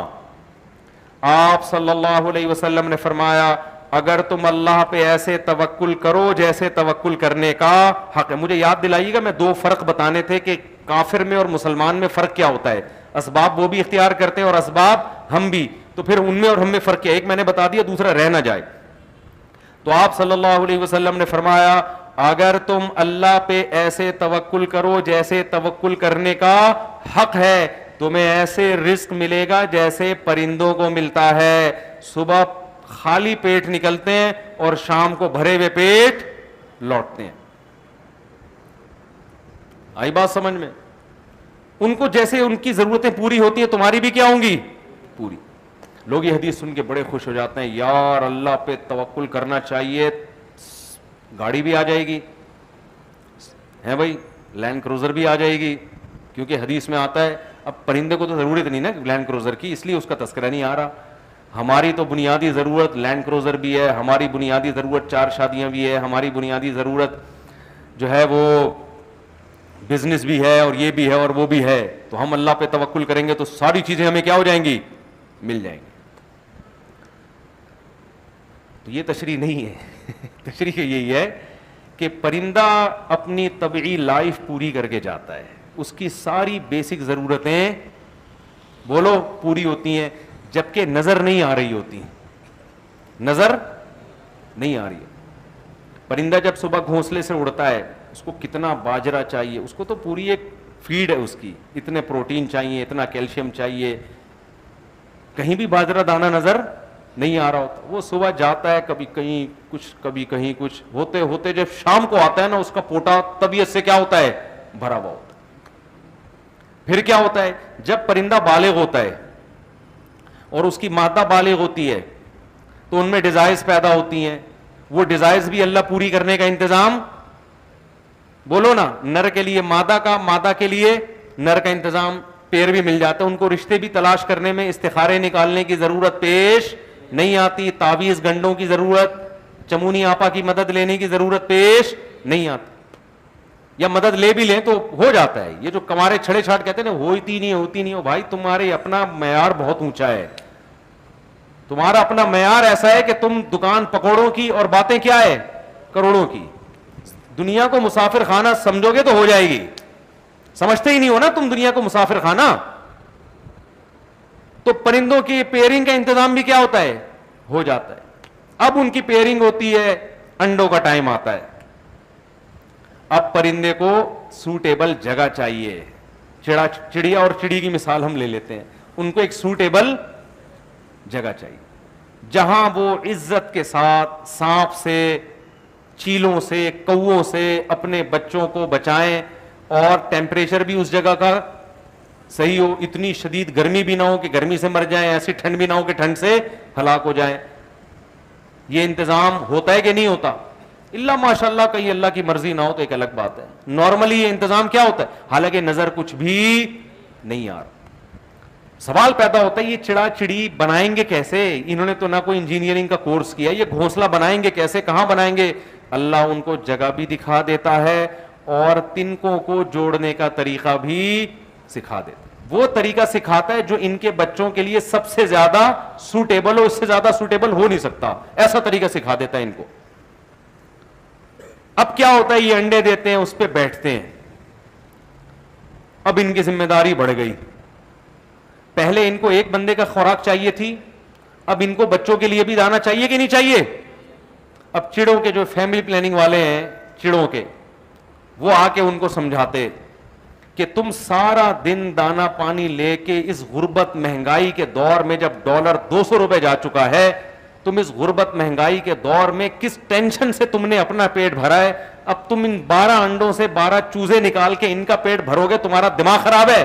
اور ان کو صرف پیٹ نہیں بھرنا, کل ان کی بھی شادی ہوگی, ان کو بھی ایسا مکان چاہیے ہوگا. اتنے درخت کہاں ہیں مارکیٹ میں, چیل کوے دیکھو کھانے والے کتنے گھوم رہے ہیں, لیکن چڑا چڑی پر اس تحریک کا کوئی اثر, بولو نا, نہیں. وہ فطرت کے اصولوں پہ چل رہے ہیں کہ یہ نظام خدا کا بنایا ہوا ہے, اس میں ہمیں ٹانگ اڑانے کی بالکل بھی ضرورت نہیں ہے. جس نے ہمارے باپ دادوں کو کھلایا, ہمارے بچوں کو بھی وہ کھلائے, اور پھر ان کے بچے ہوتے ہیں. اب بچے ہونے کے بعد ذمہ داری ڈبل ہو گئی اور کام کرنے کا ٹائم ان کے پاس شارٹ ہو گیا. پہلے کلے تھے, اکیلے, ایک پیٹ تھا اور 12 گھنٹے تھے ان کے پاس کمانے کے لیے نا, صبح سے لے کے شام تک. اب بچے زیادہ ہو گئے اور کمانے کے لیے ٹائم کیا ہے, کم, کیونکہ ان کی کیئر بھی کرنی ہے, بلی نے کھا جائے, یہ نہ ہو جائے, وہ ہو جائے. میں حدیث کی تشریح کر رہا ہوں آپ کے سامنے, آپ سمجھ رہے میں چڑا اور چڑی پہ کوئی پروگرام پیش کر رہا ہوں آپ کے سامنے. لوگ کہتے ہیں نا قرآن حدیث سے مفتی صاحب بیان کے دوران بہت ہٹ جاتے ہیں. ہٹتا نہیں ہوں بھائی, اس حدیث کو تشریح کرنے کے لیے مثالیں دے رہا ہوتا ہوں. بہت نیچے لوگوں کے کمنٹس آ رہا تھا, یہ تو ایک صاحب نے مجھے کہا آج پورا بیان میں آپ نے 2 آیتیں بھی نہیں پڑھی ہیں, قرآن پہ بیان کیا کرو. میں نے کہا مجھے پورے بیان میں ایک بات بتا دو جو قرآن کے خلاف, یہ حدیث کے خلاف, تو سینس استعمال کیا کریں. تو اب بتاؤ یہ سارا انتظام ہوتا ہے کہ نہیں ہوتا؟ پھر وہ بچے بڑے ہوتے ہیں, ان کی شادیاں, پورا صدیوں سے سیٹ اپ چلتا ہوا آ رہا ہے. کوئی ناگہانی آفت آ جائے یا اللہ ہی ان کی نسل کو کنٹرول کرنے کے لیے ان کے اوپر چوہے چھپکلیاں مسلط کر دے تو الگ بات ہے, نارملی ایسا نہیں ہوتا. تو حدیث کا مطلب بھی یہ ہے کہ تمہاری جو بیسک ضرورتیں ہیں, اللہ پہ اعتماد اور توکل کرو گے تو وہ ضرورتیں کیا ہوں گی, بولو, پوری ہو جائیں گی. تو ہماری بیسک ضرورت بھی میرے بھائی یہی ہے کہ جب رات کو سونے کے لیے بستر پہ جائیں تو پیٹ, بولو نا, بھرا ہوا ہو, سمجھتے ہو, اور گھر ایسا سوٹیبل ہو جس میں دھوپ گرمی سے بچنے کا انتظام اور سر چھپانے کی جگہ ہو, چاہے اپنے پیسوں سے ہو, چاہے کسی بیوقوف نے 3 کروڑ کا گھر بنا کے آپ کو تھوڑے سے کرائے پر, میں تو مالک مکان کو بیوقوف کہتا ہوں, 2-2, 3-3 کروڑ لگا کر تمہیں 40-40 ہزار میں پکڑا دیتا ہے. وہ گھر بنایا اس نے, فائدہ کون اٹھا رہا ہے, تم تھوڑا سا کرایہ دے کے موج مستی کر رہے ہو اس میں, تو وہ تو بیوقوف ہے. وہ آپ کہہ سکتے ہو بیوقوف کیوں, اتنی بڑی پراپرٹی اس کی 2 کروڑ کی 3 کروڑ کی, اتنی بڑی, تو کیا کرے گا, 2-3 کھائے گا کیا اس کو, نہیں آ رہی میرا خیال ہے. دیکھو آپ نے ایک دیگ بنائی نا 2 لاکھ کی, آج کھا لو, جو بچ گئی صبح ناشتے میں کھا لینا, جو بچ گئی دوپہر کھانے میں, پھر جو بچ گئی رات کھانے میں.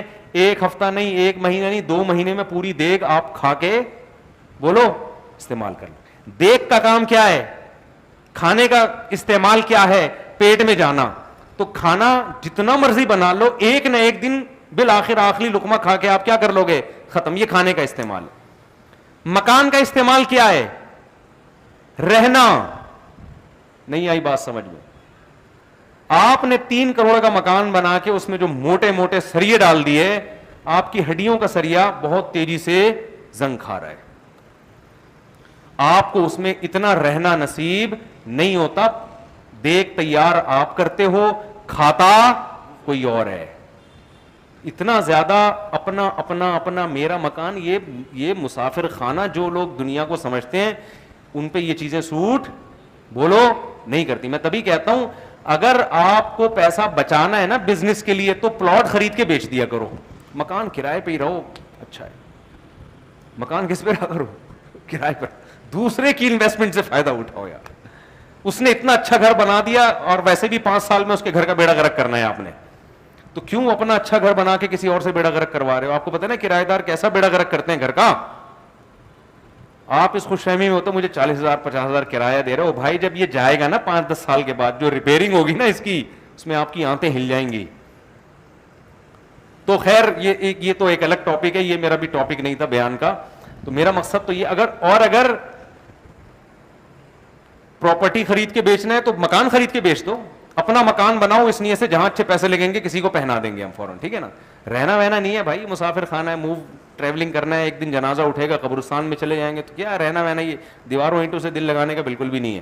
اور پھر بھی بہت پیسہ دیا ہے تو کھا پی کے جو بچ گیا تو چلو یار بچوں کے لیے ایک مکان بنا دو, حرام نہیں ہے, ناجائز نہیں ہے. اصل جو میں بات عرض کر رہا تھا, جلدی سے میں بات کو سمیٹ کے ختم کرتا ہوں, میرا بیان نا بہت لمبا ہوتا چلا جاتا ہے. اصل جو میں بات عرض کر رہا تھا کہ جب اسباب ہم نے بھی اختیار کرنے ہیں اور کافر نے بھی اختیار کرنے ہیں تو ہم میں اور کافر میں پھر فرق کیا ہوا. تو پہلا فرق کیا ہے, ہم ناجائز کی طرف نہیں جا سکتے, ہم دین اور مذہب کو تبدیل نہیں کر سکتے. روزہ رکھنا پڑے گا, نماز ٹائم پہ پڑھنی پڑے گی, کاروبار کا فائدہ ہو یا نقصان, ایسی کی تیسی. ایسی ترقی پہ لعنت بھیجتے ہیں ہم جو آپ کو خدا سے غافل کر دے. غامدی صاحب نے فتویٰ دے دیا کہ کل جناب آپ نے امتحان دینا ہے تو آپ رمضان کا روزہ چھوڑ سکتے ہیں, قوم کے وسیع تر مفاد میں. ایسا کچھ بھی نہیں ہے, رمضان کا روزہ آپ کو رکھنا پڑے گا, قوم کا مفاد جائے ایک طرف, کچھ بھی نہیں ہوتا, رکھنا پڑے گا آپ کو روزہ. بات سے بات نکلتی ہے. کچھ دن پہلے ایک اسکالر کی میں دیکھ رہا تھا اس کا کلپ, کسی نے کہا شدید بھوک میں روزہ توڑنا کیسا ہے. محترم نے جواب دیا جب شدید بھوک ہو رہی ہے تو پھر روزہ توڑنا کیا ہے, جائز ہے. دلیل یہ دی, نبی صلی اللہ علیہ وسلم نے فتح مکہ کے موقع پہ روزہ توڑا تھا, حوالہ بھی دے دیا حدیث کا. میں بار بار کہتا ہوں لوگ آج کل کس سے متاثر ہو رہے ہیں, حوالوں سے. کیا ریفرنس دے رہا ہے, کوئی بات بغیر ریفرنس کی نہیں کرتا. خدا کے بندو تمہیں اتنا شعور نہیں ہے کہ وہ جنگ کے موقع پہ, سفر کے موقع پہ ہے, وہ جہاد کے موقع پہ ہے. جہاد میں تو یہاں تک اجازت ہے کہ آپ کے سامنے اگر کسی نے مسلمان قیدی کو ڈھال بنا لیا نا تو علماء کہتے ہیں پھر بھی اس کو قتل کرنا جائز ہے, اگرچہ سامنے مسلمان قیدی ہے, اس لیے کہ یہ تو وہ ہیلا ہمیشہ اختیار کریں گے, پھر تو آپ جنگ سے ہی رک جاؤ گے. وہاں تو پھر سفر ہے, سب سے بڑی بات یہ ہے. اس سفر پہ قیاس کس کو کیا جا رہا ہے؟ حضر پہ. تو شدید بھوک لگ رہی ہے تو کہہ رہے روزہ بھائی نہیں جائز ہے روزہ توڑنا, شدید بھوک لگے, شدید پیاس لگے. کسی کو روزہ زیادہ, میں نے پچھلے سال کلپ ریکارڈ کروایا تھا کہ جو مزدور دوپہر گرمی میں گڑھا کھودتے ہیں, رمضان کا روزہ ان کے لیے چھوڑنا جائز بولو نہیں ہے.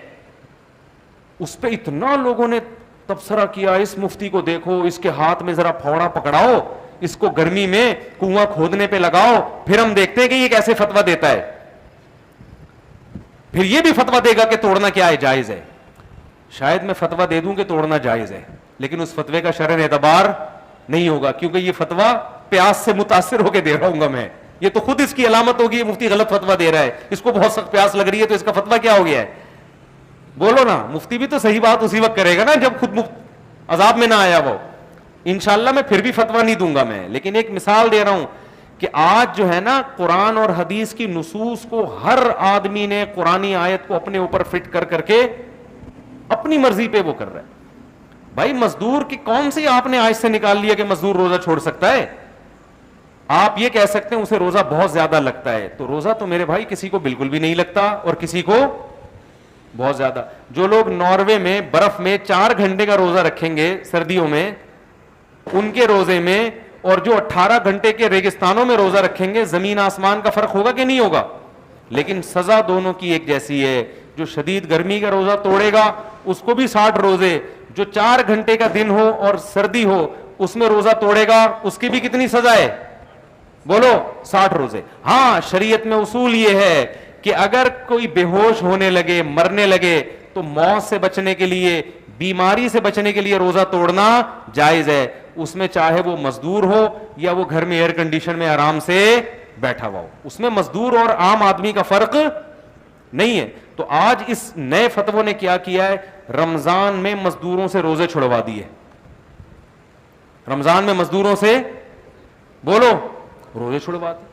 تو اسلامی احکام یاد رکھو, ایک اصول بار بار بیان کرتا ہوں, اسلام کے احکام آسان ہیں لیکن اس میں لچک نہیں ہے. خوب سمجھ لو, لچک نہیں ہے.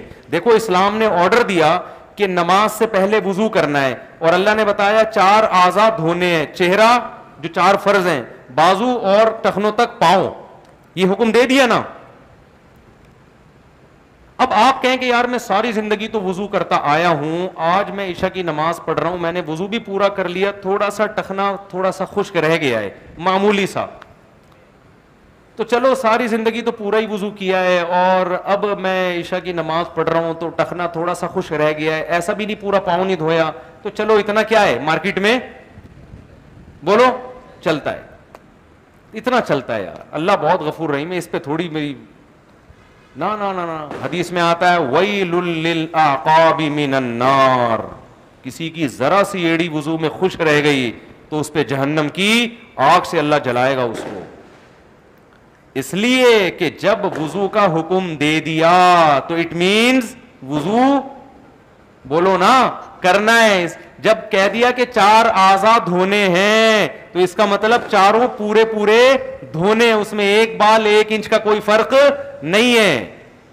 میں سمجھا پا رہا ہوں اپنی بات کہ نہیں سمجھا پا رہا؟ وہ کرنا پڑے گا آپ کو. اگر وضو کا پانی نہیں ہے چند شرطوں کے ساتھ, تو شریعت کیا کہتی ہے, مٹی پہ ہاتھ مارو تیمم کی نیت سے, 1 دفعہ منہ پہ اور 1 دفعہ بازوؤں پہ. آپ پہ غسل فرض ہے نا, احتلام ہو گیا, نائٹ فال ہو گیا, گندگی میں لتڑے ہوئے ہیں, پانی نہیں ہے دھونے کے لیے, اسلام کہتا ہے غسل کی نیت سے آپ نے کیا کرنا ہے, 1 دفعہ ایسے ہاتھ مارنا ہے یوں, اور 1 دفعہ ایسے ہاتھ مارنا ہے بولو ایسے کیا غسل کی نیت سے. اب آپ نماز پڑھ بھی سکتے ہیں اور پڑھا بھی سکتے ہیں. آپ نے کہا یار آپ یہ تیمم بھول گئے, یا 1 دفعہ یوں کیا آپ نے, یہ والا بھول گئے آپ, اور نماز پڑھ لی آپ نے, اب آپ کہہ رہے ہو یار ویسے بھی پانی تو ویسے ہی نہیں ہے, یہ ایک دفعہ یوں مارنا بھول گیا تو کیا ہو گیا, اس سے ہوتا کیا ہے, یہ آپ بتاؤ, یہ ہاتھ یہاں پھیرنے سے کیا آئیں گے, جراثیم مر جاتے ہیں یہاں پہ, یا یہاں کوئی الگ سے نور کی شعائیں کرنیں آنا شروع ہو جاتی ہیں, یا فرشتے یہاں آرام کرنے آ جاتے ہیں. مٹی ہی تو ہے نا, یوں کرنا ہے ہاتھ, اور پتھر پہ تو مٹی بھی نہیں ہوتی. بعض دفعہ تیمم ایسا ہوتا ہے کہ مٹی لگ بھی نہیں رہی ہوتی ہاتھ, تو صرف اتنا سر رہ گیا تو کیا ہو گیا. کوئی اسکالر اجازت دے گا کہ یار نماز آپ کی ہو گئی؟ بولو نا بھائی, کچھ بھی نہیں ہوا, یہ کرنے سے واقعی کچھ نہیں ہوتا. لیکن جب اسلام نے کہہ دیا تو اب بہت کچھ بولو ہوگا. اس سے میں یہ فلسفہ سمجھانا چاہ رہا ہوں کہ اسلام کے احکام آسان ہے. آسان کا مطلب کیا ہے؟ اللہ یہ بھی کہہ سکتے تھے ہر نماز میں نہا کے آؤ, مشکل ہو جاتی نا. اللہ یہ بھی کہہ سکتے تھے بازو کہاں تک دھو, یہاں تک دھونا, کتنی پرابلم ہو جاتی یار. اللہ نے کہا یہاں تک آستینیں چڑھانا بھی آسان ہوتا ہے. اللہ یہ بھی کہہ سکتے تھے پاؤں کہاں تک دھو, گھٹنوں تک. اللہ نے کہا ٹخنوں تک. یہ بہت آسان ہے. پھر اللہ یہ بھی کہہ سکتے تھے پانی نہیں ہے تو بھی پانی ہی سے وضو کرنا پڑے گا. کتنی ٹینشن ہوتی جنگلوں میں, ٹرینوں میں, یار آدمی کیا کرے, ایک مصیبت میں آ جاتا. کتنا آسان کر دیا. پانی نہیں ہے تو کیا کرو, مٹی ہر جگہ میں میسر ہوتی ہے. مٹی نہیں ہے جو مٹی کی جنس میں سے ہے, پتھر ہے, وہ بھی ٹھیک ہے. آسان کر دیا. لیکن اس آسان میں آپ کو مزید ایڈیشن کی اجازت بولو نہیں. اسی طرح اسلام نے روزے کو آسان کیا. اللہ نے کہا جب رمضان کا مہینہ آئے تمہیں روزہ رکھنا پڑے گا. اللہ نے 2 آسانیاں کر دی. فمن کان منکم مریضا, بیماری میں چھوڑ سکتے ہو, اور سفر میں. تیسری اللہ نے اجازت نہیں دی کا مطلب پتہ ہے کیا ہے؟ تیسرا کوئی دنیا میں فرد نہیں ہے جس کو رمضان کا روزہ چھوڑنے یا توڑنے کی اجازت. تبھی فقہائے کرام چونکہ دین کو صحیح سمجھتے ہیں, اصول پڑھے ہوئے ہوتے ہیں انہوں نے, فقہا کہتے ہیں ایک دفعہ حضرت مولانا یوسف لدھیانوی شہید رحمۃ اللہ علیہ سے کسی مزدور نے مسئلہ پوچھا کہ میں بلوچستان میں کوئلے کی کان میں کام کرتا ہوں رمضان میں, اور میں رات میں یہ کام کر نہیں سکتا, دن میں چھوڑوں گا تو میری دہاڑی جائے گی, میرے گھر کا چولہا کیسے جلے گا, اور یہ کام مجھے کب کرنا ہے؟ رمضان میں بھی کرنا ہے, کیونکہ دہاڑی چلی جائے گی میری. اس نے کہا کوئلے کی کان میں ایک دفعہ جانے کے بعد آدمی نکلتا ہے تو بدحواس ہو جاتا, اتنی شدید پیاس لگتی ہے. کیا میرے لیے روزہ چھوڑنا جائز ہے؟ آج کے اسکالر ہوتے فوراً کیا کہہ دیتے, یار ایسی مجبوری میں کیا ہے, جائز ہے. مجبوری ایکچولی ٹوپی ڈرامے گھما دیتے. حضرت مولانا یوسف لدھیانوی شہید رحمۃ اللہ نے جواب دیا جنگ اخبار میں, ہم بچپن میں پڑھا, اب تو پھر ہم نے بعد میں فقہا کو دیکھا کتابوں میں بھی یہی لکھا ہے. انہوں نے کہا نہیں بھائی آپ روزہ بولو نہیں چھوڑ سکتے, روزانہ رکھنا پڑے گا, بشرطے کہ آپ مسافر نہ ہو. اگر 15 دن ٹھہرنے کی نیت ہے, نہیں ہے تو پھر تو مسافر ہیں. پھر کریں کیا بھائی, ہمارے تو مرنے لگتے ہیں. انہوں نے کہا جب مرنے لگے توڑ دیں روزہ. کیا کریں بولو نا, توڑ دیں. روز رکھیں اور روز توڑیں. اب آج کل کے جدید اسکالرز تو علماء پہ اعتراض کریں گے, ابے یہ دین کو تماشا بنا لیا انہوں نے, روز رکھوایا, دین کا مذاق بنا لیا انہوں نے. روز رکھ کے جب روز توڑوانا ہی ہے تو رکھوانے کی ضرورت کیا ہے؟ اسلام ایکچولی ایک وسیع, وہ ٹوپی ڈرامے چل رہے ہیں نا آج کل, میں تو دیکھ رہا ہوتا ہوں نا, اسلام ایکچولی ایک وسیع مذہب ہے. اسلام تو اللہ تو غفور الرحیم ہے. یہ مذاق بن جائے گا روز رکھوا کے روز توڑوانا, یہ کیا بھائی جان, یہ مذاق نہیں بنے گا. رکھنے کا حکم اس لیے دے رہے ہیں کہ اللہ نے مسافر کو چھوڑنے کی اجازت دی اور بیمار کو. یہ نہ مسافر ہے اور نہ بیمار.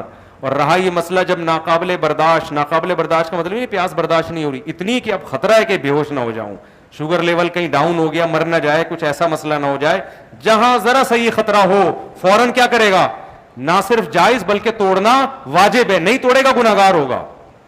روز رکھ کے روز توڑ دے, رکھنے کا بھی ثواب اور توڑنے کا بھی ثواب. پھر جب دن چھوٹے ہو جائیں قضا کرے بعد میں. سمجھ میں آ رہی ہے بات کہ نہیں آ رہی ہے؟ تو دین کا بھی بیڑا غرق. نئے اسکالرز آ گئے ہیں, پراپر پڑھا نہیں جا رہا ہے.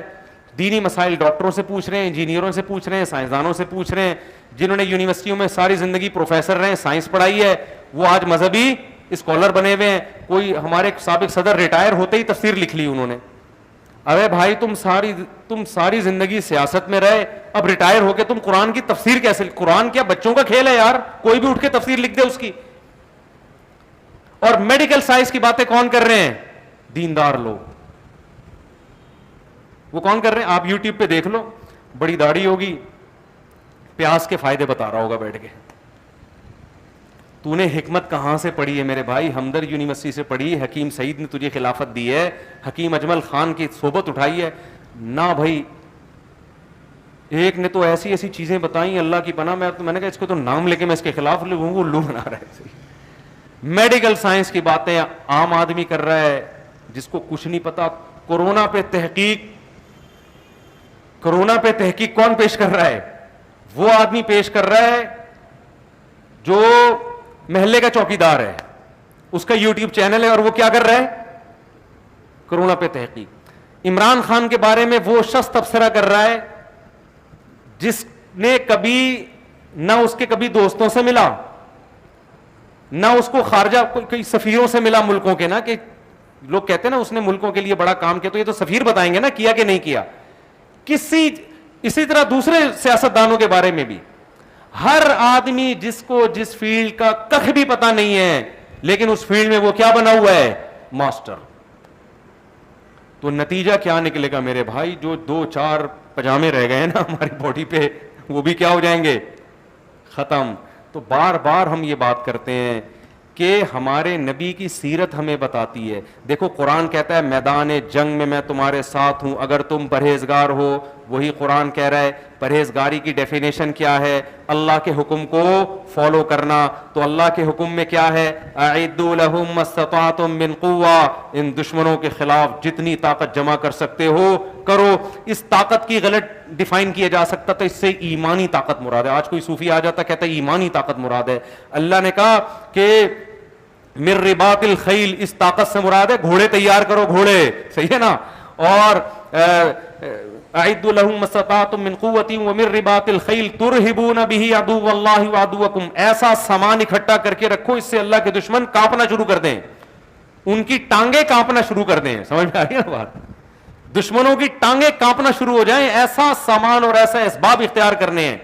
تو کتنا ابھی میدان جنگ میں اترے نہیں ہو, اللہ کہہ رہے ہیں اتنی تیاری کر لو, اتنی تیاری کر لو کہ ان کے میدان میں آنے سے پہلے ہی ہوش اڑ جائیں. اور جب دشمن کو پتا ہو کہ میدان میں آنے کے بعد بھی ان کی تیاری نہیں ہے, اور ان کی تیاری یہ ہے کہ یہ بہت نیک ہیں, ان کے سب کے سروں پہ ٹوپیاں ہیں, سب کے بال سنت کے مطابق بیچ کی مانگ نکلی ہوئی ہے, تیل بھی لگا کر آئے ہوئے ہیں یہ لوگ, سرمے کے بڑے بڑے ڈورے لگا کے آئے ہوئے ہیں یہ لوگ.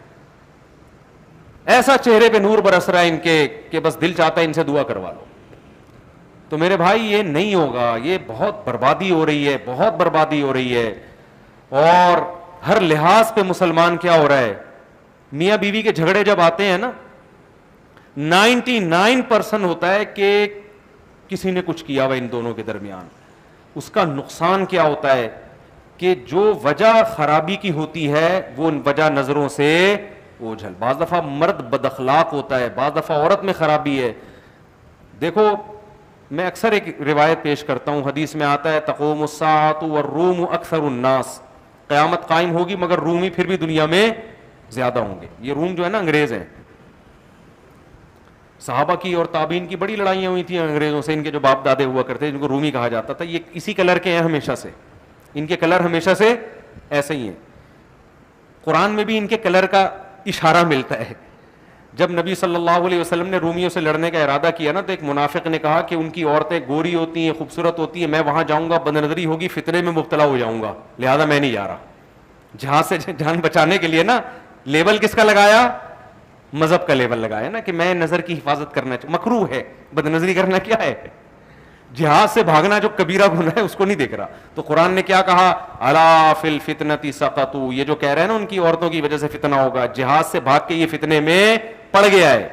اس سے ایک اور اصول ہمیں پتہ چلتا ہے, دیکھو جو بڑے کام کرنے کے ہیں وہ تو کرنے ہی پڑیں گے, یہ چھوٹے موٹے فتنوں کے خوف سے ان بڑے کاموں کو بولو نہیں چھوڑا جاتا. اب صحابہ کرام رومیوں سے لڑ رہے ہیں, ان کی گوری عورتیں, رنگ سفید ہیں ان کے, اور جناب لڑائی یہ کہہ کے چھوڑنے کے ایسا نہ ہو عورت کو کسی کے عشق میں ہم مبتلا ہو جائیں. تو یہ فتنہ بڑا ہے یا وہ جو تمہیں کاٹ کے کھا جائیں گے وہ فتنہ بڑا ہے؟ ایک صاحب مجھے کہنے لگے میں آفس میں جاب کرتا ہوں, وہاں لڑکیاں آتی ہیں, بدن فتنے کا اندیشہ, میں جاب چھوڑ رہا ہوں. میں نے کہا میرے بھائی جب تو گھر میں بھوکا ننگا سوئے گا نا, اور تیرے باپ کی طرف سے جو تجھے فتنہ ہوگا, اور جب تجھے چپت پڑے گی نا چاروں طرف سے, اور اگر شادی شدہ ہے تو تیری بیوی تھوڑے دن میں بھاگ جائے گی, جو ایک حلال راستہ تھا وہ بھی کیا ہو جائے گا, پھر فتنے ہی فتنے ہیں تیرے لیے. تو میں نے کہا آپ جاب تھوڑی چھوڑ سکتے ہو یار, اس فتنے سے بچنے کی کوشش کرو. کیسے کیسے دیکھیں مکھنچو ہے نا دنیا میں, ہر قسم کے مکھنچو سے ہمارا الحمدللہ رابطہ ہوتا ہے. شہر میں رہنے والا آدمی, مفتی ابو البابا صاحب کہا کرتے تھے, جو گاؤں میں رہنے والا آدمی ہے نا, اس کا مینٹل لیول, اس کی جو مینٹل گروتھ ہے بہت آہستہ آہستہ ہوتی ہے اوپر. جو شہری آدمی ہے نا وہ بہت تیزی سے اس کا دماغ گرو کرتا ہے. وجہ اس کی ہے کہ وہ 20 قسم کے لوگوں سے دن میں مل رہا ہوتا ہے. یہ مزدور ہے, یہ چوکیدار ہے, یہ بریگیڈیئر ہے, یہ کرنل ہے, یہ جج ہے, یہ وکیل ہے, یہ دیوبندی ہے, یہ ہری پگڑی والا, یہ گرین پگڑی والا, یہ اہل حدیث ٹوپی والا, یہ بغیر ٹوپی والا. اہل حدیث کی بھی کتنی قسمیں ہیں, یہ دیوبندی حیات النبی والا, یہ دیوبندی ممات النبی والا, یہ قبر پہ سلام کا قائل ہے, یہ قائل نہیں ہے, ہے نا. ہمارا تو دن بھر نا 20-25 قسم کے لوگوں سے واسطہ پڑتا ہے. یہ عمران خان کا حامی ہے, یہ مولانا فضل الرحمان, یہ جے یو آئی کا ہے, یہ پی ٹی آئی کا ہے, یہ فلانے کا, یہ ڈمکانے کا, ایک کھچڑا پکا ہوتا ہے.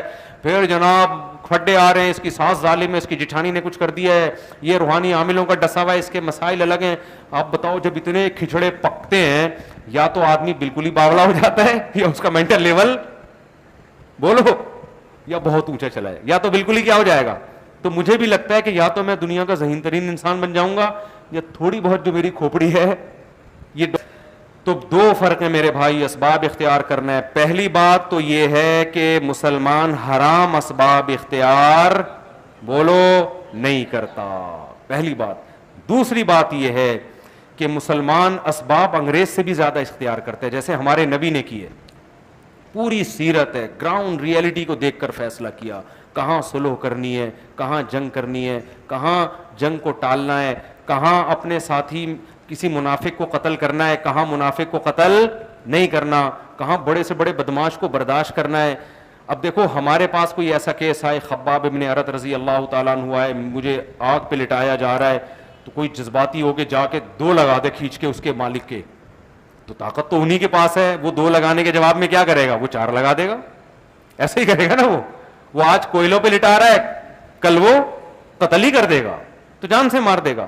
تو ایسے موقع پہ کیا ہے, برداشت. آج ہمارے ہاں ممبر پہ اس مولوی کو کامیاب سمجھا جاتا ہے جو جذباتی تقریریں کر رہا ہو, جو کیا کر رہا ہو. لوگ کہتے ہیں حق پرست آدمی ہے, حق بیان کرنے میں کسی سے ڈرتا نہیں ہے. یہ نہیں دیکھتے کہ اس کے حق بیان کرنے سے رزلٹ کیا نکل رہا ہے, اس کے حق بیان کرنے سے رزلٹ کیا نکل رہا ہے. تو ہر جگہ ایسا ہی ہے, ممبر کے بھی یہی ہے, کوئی وزارت کے عہدے پر ہو وہاں بھی یہی ہے, کوئی صحافی ہو وہاں بھی یہی ہے, جو منہ میں آیا کیا کر دیا, پارسل کر دیا. تو یہ نہیں ہے, ہمارے نبی کی سیرت یہ نہیں ہے. کہاں کیا بولنا ہے, کتنا بولنا ہے, ایک ایک چیز. یہ جو قرآن کہتا ہے لَقَدْ كَانَ لَكُمْ فِي رَسُولِ اللَّهِ أُسْوَةٌ حَسَنَةٌ, تمہارے لیے تمہارے نبی کی سیرت میں بہترین نمونہ ہے. یہ ہر چیز میں ہے بہترین نمونہ. صلح حدیبیہ کے موقع پہ نبی صلی اللہ علیہ وسلم نے حکم دیا سب لوگ سر کے بال کاٹ لیں, احرام سے باہر نکل جائیں. صحابہ پہ یہ حکم بہت شاق گزرا کہ ہم مشرکین کے دباؤ میں آئیں اور احرام باندھ کے عمرہ کیے بغیر احرام کھول لیں, مشرکین سے ڈر کے, یہ نہیں ہو سکتا. ہمارے نبی نے صحابہ پہ فتویٰ بولو نہیں لگایا کہ میں نبی ہو کے تمہیں کہہ رہا ہوں, تم میرے سے بھی 2 ہاتھ آگے نکل گئے. کوئی ایسے جذباتی اسٹیٹمنٹ نہیں, میں حکم دے رہا ہوں اور سر کے بال صاف کرو, اور تم مجھ سے بھی, تم تو دائرہ اسلام سے کیا ہو. جو نبی کی موجودگی میں نبی کے حکم کی مخالفت کرے تو بظاہر تو ایسا ہی لگتا ہے وہ دائرہ اسلام سے کیا ہے, گویا اس کو یہ, گویا وہ یہ بتانا چاہ رہا ہے کہ آپ سے زیادہ کون اچھا سمجھتا ہے, ہم زیادہ صحیح سمجھتے. حضرت عمر بھی بال کاٹنے کے لیے تیار, سوائے حضرت ابو بکر کے سارے کیا ہیں, کوئی بھی نہیں سر منڈانے کے لیے تیار. تبھی جو صحابہ کے خلاف ہے نا وہ اس حدیث سے صحابہ پہ کیا کرتے ہیں, طنز. لیکن نبی طنز بولو نہیں کر, کیوں, نبی میں تحمل ہے.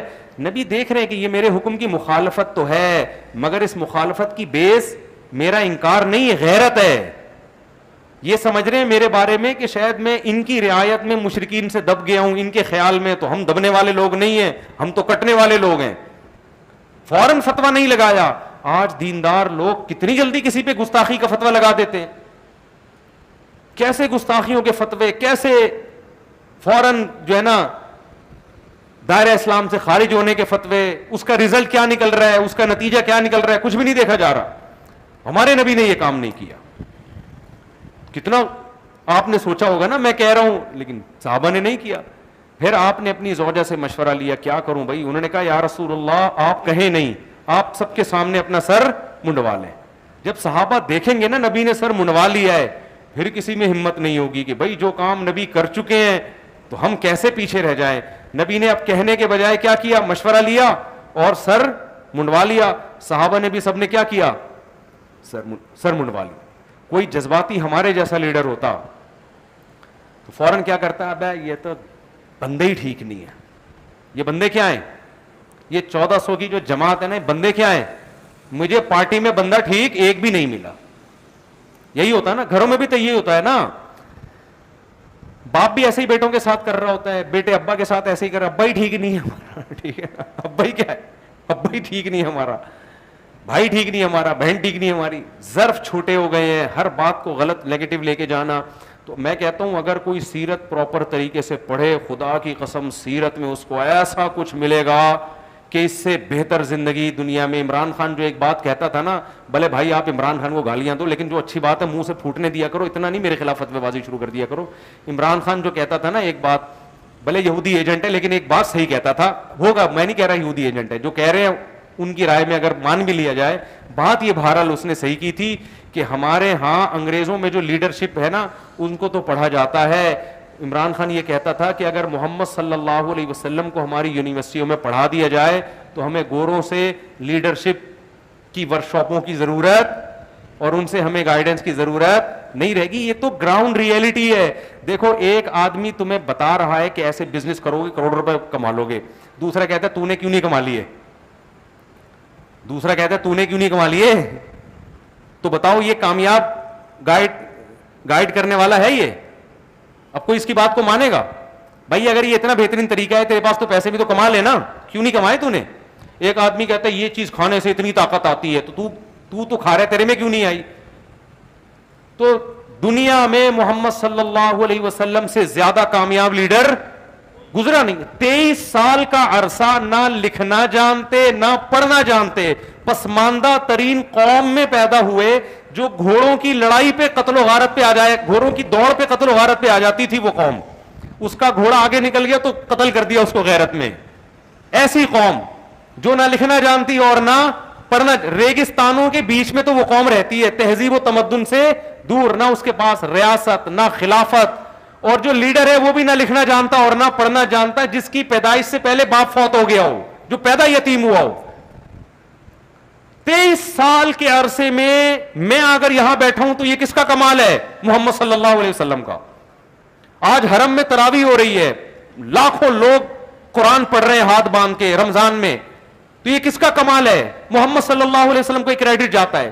آج ہم نہاتے ہیں, صاف کپڑے پہنتے ہیں, پوری دنیا میں صرف مسلمان ہیں جو استنجا کر کے پانی استعمال کرتے ہیں. یہاں تک کہ وہ جو شاور جو واش روم میں لگتا ہے اس کو لوگوں نے نام مسلم شاور کا دے دیا. میرے گھر والے مجھے کہنے لگے مسلم شاور لگا دیں, ہمارے تو لوٹا سسٹم چل رہا ہے نا. گھر والوں نے کہا مسلم شاور, میں نے کہا کہ ہندو شاور بھی ہوتا ہے کیا؟ غیر مسلم عیسائی دیوبندی بریلوی دیس بریلوی ان میں بھی ہوتے ہیں کیا؟ پھر تحقیقی پتا چلا جی یہ لفظ کہاں سے آیا ہے, یورپ سے, کیونکہ شاور کون استعمال کرتا ہے؟ تو یہ کس نے سکھایا ہے؟ اس یتیم نے جو نہ لکھنا جانتا تھا اور نہ پڑھنا. ہم کتے بلی نہیں کھاتے, ہم خنزیر نہیں کھاتے, ہم مردار نہیں کھاتے. یہ تہذیب ہمیں کس نے سکھائی ہے؟ دنیا میں تقریباً 1 ارب سے زیادہ انسان ہیں جو کتے بلی نہیں کھاتے. ان کو یہ تہذیب کس نے سکھائی؟ اس یتیم نے 23 سال میں سکھا دی. نہیں آئی میرا خیال ہے بات. تو آپ سے زیادہ کامیاب لیڈر کون ہو؟ ہم اگر اپنی بیویوں سے وفا کرتے, ہم میں زنا نہیں ہے, ساری زندگی عورت کے خرچے اٹھاتے, انگریز نہیں اٹھاتا, انگریز نہیں اٹھاتا. ہندوؤں میں بھی اب بیوی خود کما رہی ہے, میاں خود مسلمانوں کا فیملی سسٹم اب تک دنیا میں سب سے زیادہ مضبوط ہے. تو یہ گائیڈ کس نے کیا ہمیں؟ یہ 23 سال میں نبی صلی اللہ علیہ وسلم سکھا کے گئے ہم کو. اتنا بڑا انقلاب پوری. پھر یہ تو خلافت تو اب ختم ہوئی ہے 1920 میں جا کر. دنیا پہ حکومتیں ہم نے کی. آپ ذرا خلافت عثمانیہ جو ترکوں کی خلافت تھی اس کے تحت کتنے کنٹریز آتے تھے, ذرا آپ گوگل پہ لکھ کے سرچ کریں, آپ کے ہوش اڑ جائیں گے. بوسنیا ہمارے ہاتھ میں, تنزانیہ ہمارا تھا, مکہ مدینہ ارض حجاز ہمارا, کتنے سارے کنٹریز ہیں, رشیا کی تمام ریاستیں ہمارے تلوار کے نیچے تھیں. یہ کانفیڈنس پوری دنیا سے لڑنے کا, تلوار کے زیر کرنے کا, اور پھر دنیا کو عدل سے بھرنے کا, یہ سارا. اور اتنے دیر تک اثرات رہے. خلافتیں تو اب جا کے ختم ہوئی ہیں, ریاستیں اب بھی باقی ہیں چھوٹی چھوٹی, اور اس کے اثرات کیسے. میرے بھائی دنیا میں محمد صلی اللہ علیہ وسلم سے بڑا کامیاب لیڈر کوئی بھی نہیں. اتنے ایفیکٹو, اتنے مؤثر, اور جس طرح آپ کی تعلیمات محفوظ ہیں ایسے کسی لیڈر کی تعلیمات محفوظ نہیں. بخاری اٹھا کے دیکھو, مسلم اٹھا کے دیکھو, سنن نسائی اٹھا کے دیکھو, ترمذی اٹھا کے دیکھو, ایک ایک چیز کی سند, حدثنی فلان قال حدثنی فلان قال حدثنی فلان. امام بخاری کہتے ہیں مجھ سے فلاں نے بیان کیا, مجھ سے فلاں نے, مجھ سے فلاں نے, مجھ سے فلاں نے, اور وہ فلاں فلاں کرتے کرتے عبداللہ بن مسعود اور کہتے ہیں محمد صلی اللہ علیہ وسلم نے یہ فرمایا. وہ 2 لفظ فرمائے ہوں گے. تو لیڈر نے ان کو تیار کر دیا کہ میری بات کی تمہاری نظر میں اتنی ویلیو ہونی چاہیے کہ اس بات کو سندوں کے ساتھ تم نے قیامت تک محفوظ کرنا ہے. میری زبان سے نکلا ہوا جملہ ہلکا نہیں ہے. یہ جو موٹیویشن دی, اپنی ویلیو منوائی. یہ ویلیو منوانا کتنا مشکل کام تھا بھائی. اس زمانے میں ریکارڈنگ سسٹم نہیں تھا, ویڈیو کیمرے نہیں تھے, آڈیو ریکارڈنگ نہیں تھی. کیسی ریکارڈنگ کا انتظام کیا؟ ایسی ریکارڈنگ کہ اس زمانے میں دنیا کی جتنی تہذیب یافتہ قومیں تھیں کسی قول کی حفاظت کا ایسا انتظام نہیں ہوا ہے جیسا محمد صلی اللہ علیہ وسلم کے اقوال کی حفاظت کا انتظام ہوا. خیر یہ الگ ٹاپک ہے. تو اس لیے محمد صلی اللہ علیہ وسلم جو لیڈر تھے نا, تو آپ کے لیڈر میں ہمیں برداشت بھی ملتی ہے, گراؤنڈ ریئلٹی کو دیکھ کر فیصلہ کرنا بھی ملتا ہے. تو آج مسلمان نہ سیرت کو سیرت کے طریقے سے پڑھتا ہے, نہ سمجھتا ہے, اور نہ اس کو فالو کرتا ہے. آج کا مسلمان جذباتی تقریروں کا, یوٹیوب کا, فیس بکیوں کے کمنٹس کرنے والوں کا, اور یہ جو صحافی لفافے لے کے بیٹھے ہوئے ہیں ان کو سن کے ایک رائے قائم کرتا ہے, اور پھر اس رائے کو ساری دنیا پہ تھوپتا ہے اور کہتا ہے انقلاب آئے گا تو اس مکھنچو کو سننے سے آئے گا. سمجھ میں آ رہی ہے بات؟ تو خلاصہ یہی نکلا میرے بھائی کہ جب بھی کچھ فیصلہ کریں, ایک تو جب بھی کوئی اسٹیٹمنٹ دینا اس کے ماہرین سے رابطہ کریں. ادھر ادھر جانے کی کوشش, یہ قرآن کا حکم ہے جو میں نے آیت پڑھی تھی, اس کے ماہرین سے رابطہ کریں. کوئی کہتا ہے سپریم کورٹ نے یہ فیصلہ کیا, آپ سپریم کورٹ سے رابطہ کرنے کی کوشش کریں, بھائی کیا بھی ہے کہ نہیں کیا, ٹھیک ہے نا. کوئی کہتا ہے یہ فوج کا کام ہے سارا, یہ 2 نمبری فوج کر رہی ہے, ہو سکتا ہے کر رہی ہو, ان فوجیوں سے سلام دعا ذرا ان سے رابطہ کریں آپ یار اوپر تک کسی طرح. اور اگر آپ کا رابطہ نہیں ہو سکتا تو آپ بولو بھائی مجھے پتا, بولو مجھے نہیں پتا, مجھے کیا پتا یار, میرے تو رابطے نہیں ہے, میں نہیں فیصلہ کر سکتا. اگر آپ کا خیال ہے یہ فلانے نے کیا ہے تو فلانے سے رابطہ ہے, یا اس کے اڑوس پڑوس سے ہے تو ٹھیک ہے, نہیں ہے تو میرے بھائی چپ کی ٹیپ منہ پہ لگا لو, آپ بولو ہمیں نہیں پتا. لیکن موت آتی ہے یہ کہتے ہوئے کہ مجھے معلوم نہیں, کیونکہ اگر میں نے کہہ دیا مجھے نہیں پتا, لوگ کہیں گے سالے جب تجھے کچھ پتا ہی نہیں ہے تو یہاں بیٹھا ہوا کیوں ہے, دفعہ یہاں سے. تو نہیں پتا بھائی, یہ علم ہے. اللہ تعالیٰ ہمیں سمجھنے کی عمل کی توفیق عطا فرمائے. 2 فرق کرنے ہیں, اسباب اختیار کرنے ہیں, نظر کس پہ رکھنی ہے. ہاں تو میں یہ دوسرا فرق بتا رہا تھا, نظر گورا اسباب پہ رکھتا ہے, ہم کس پہ رکھتے ہیں, اللہ پہ. اسباب اختیار کریں گے, ہوگا وہ جو کون چاہے گا, اللہ چاہے گا. ہم کیا کر رہے ہیں, اسباب کو ہٹا کے اللہ پہ کہہ رہے ہیں کہ ہوگا وہ جو کون چاہے گا, اللہ چاہے گا. تو اللہ کہیں گے پھر وہی چاہوں گا جو تو چاہ رہا ہے, تیری حرکتوں سے جو لگ رہا ہے نا جو تو چاہ رہا ہے, تو میں بھی کیا چاہوں گا, وہی چاہوں گا. اللہ تعالیٰ سمجھنے کی عمل کی توفیق عطا فرمائے. سبحانک اللہم و بحمدک نشہد ان لا الہ الا انت نستغفرک و نتوب الیک.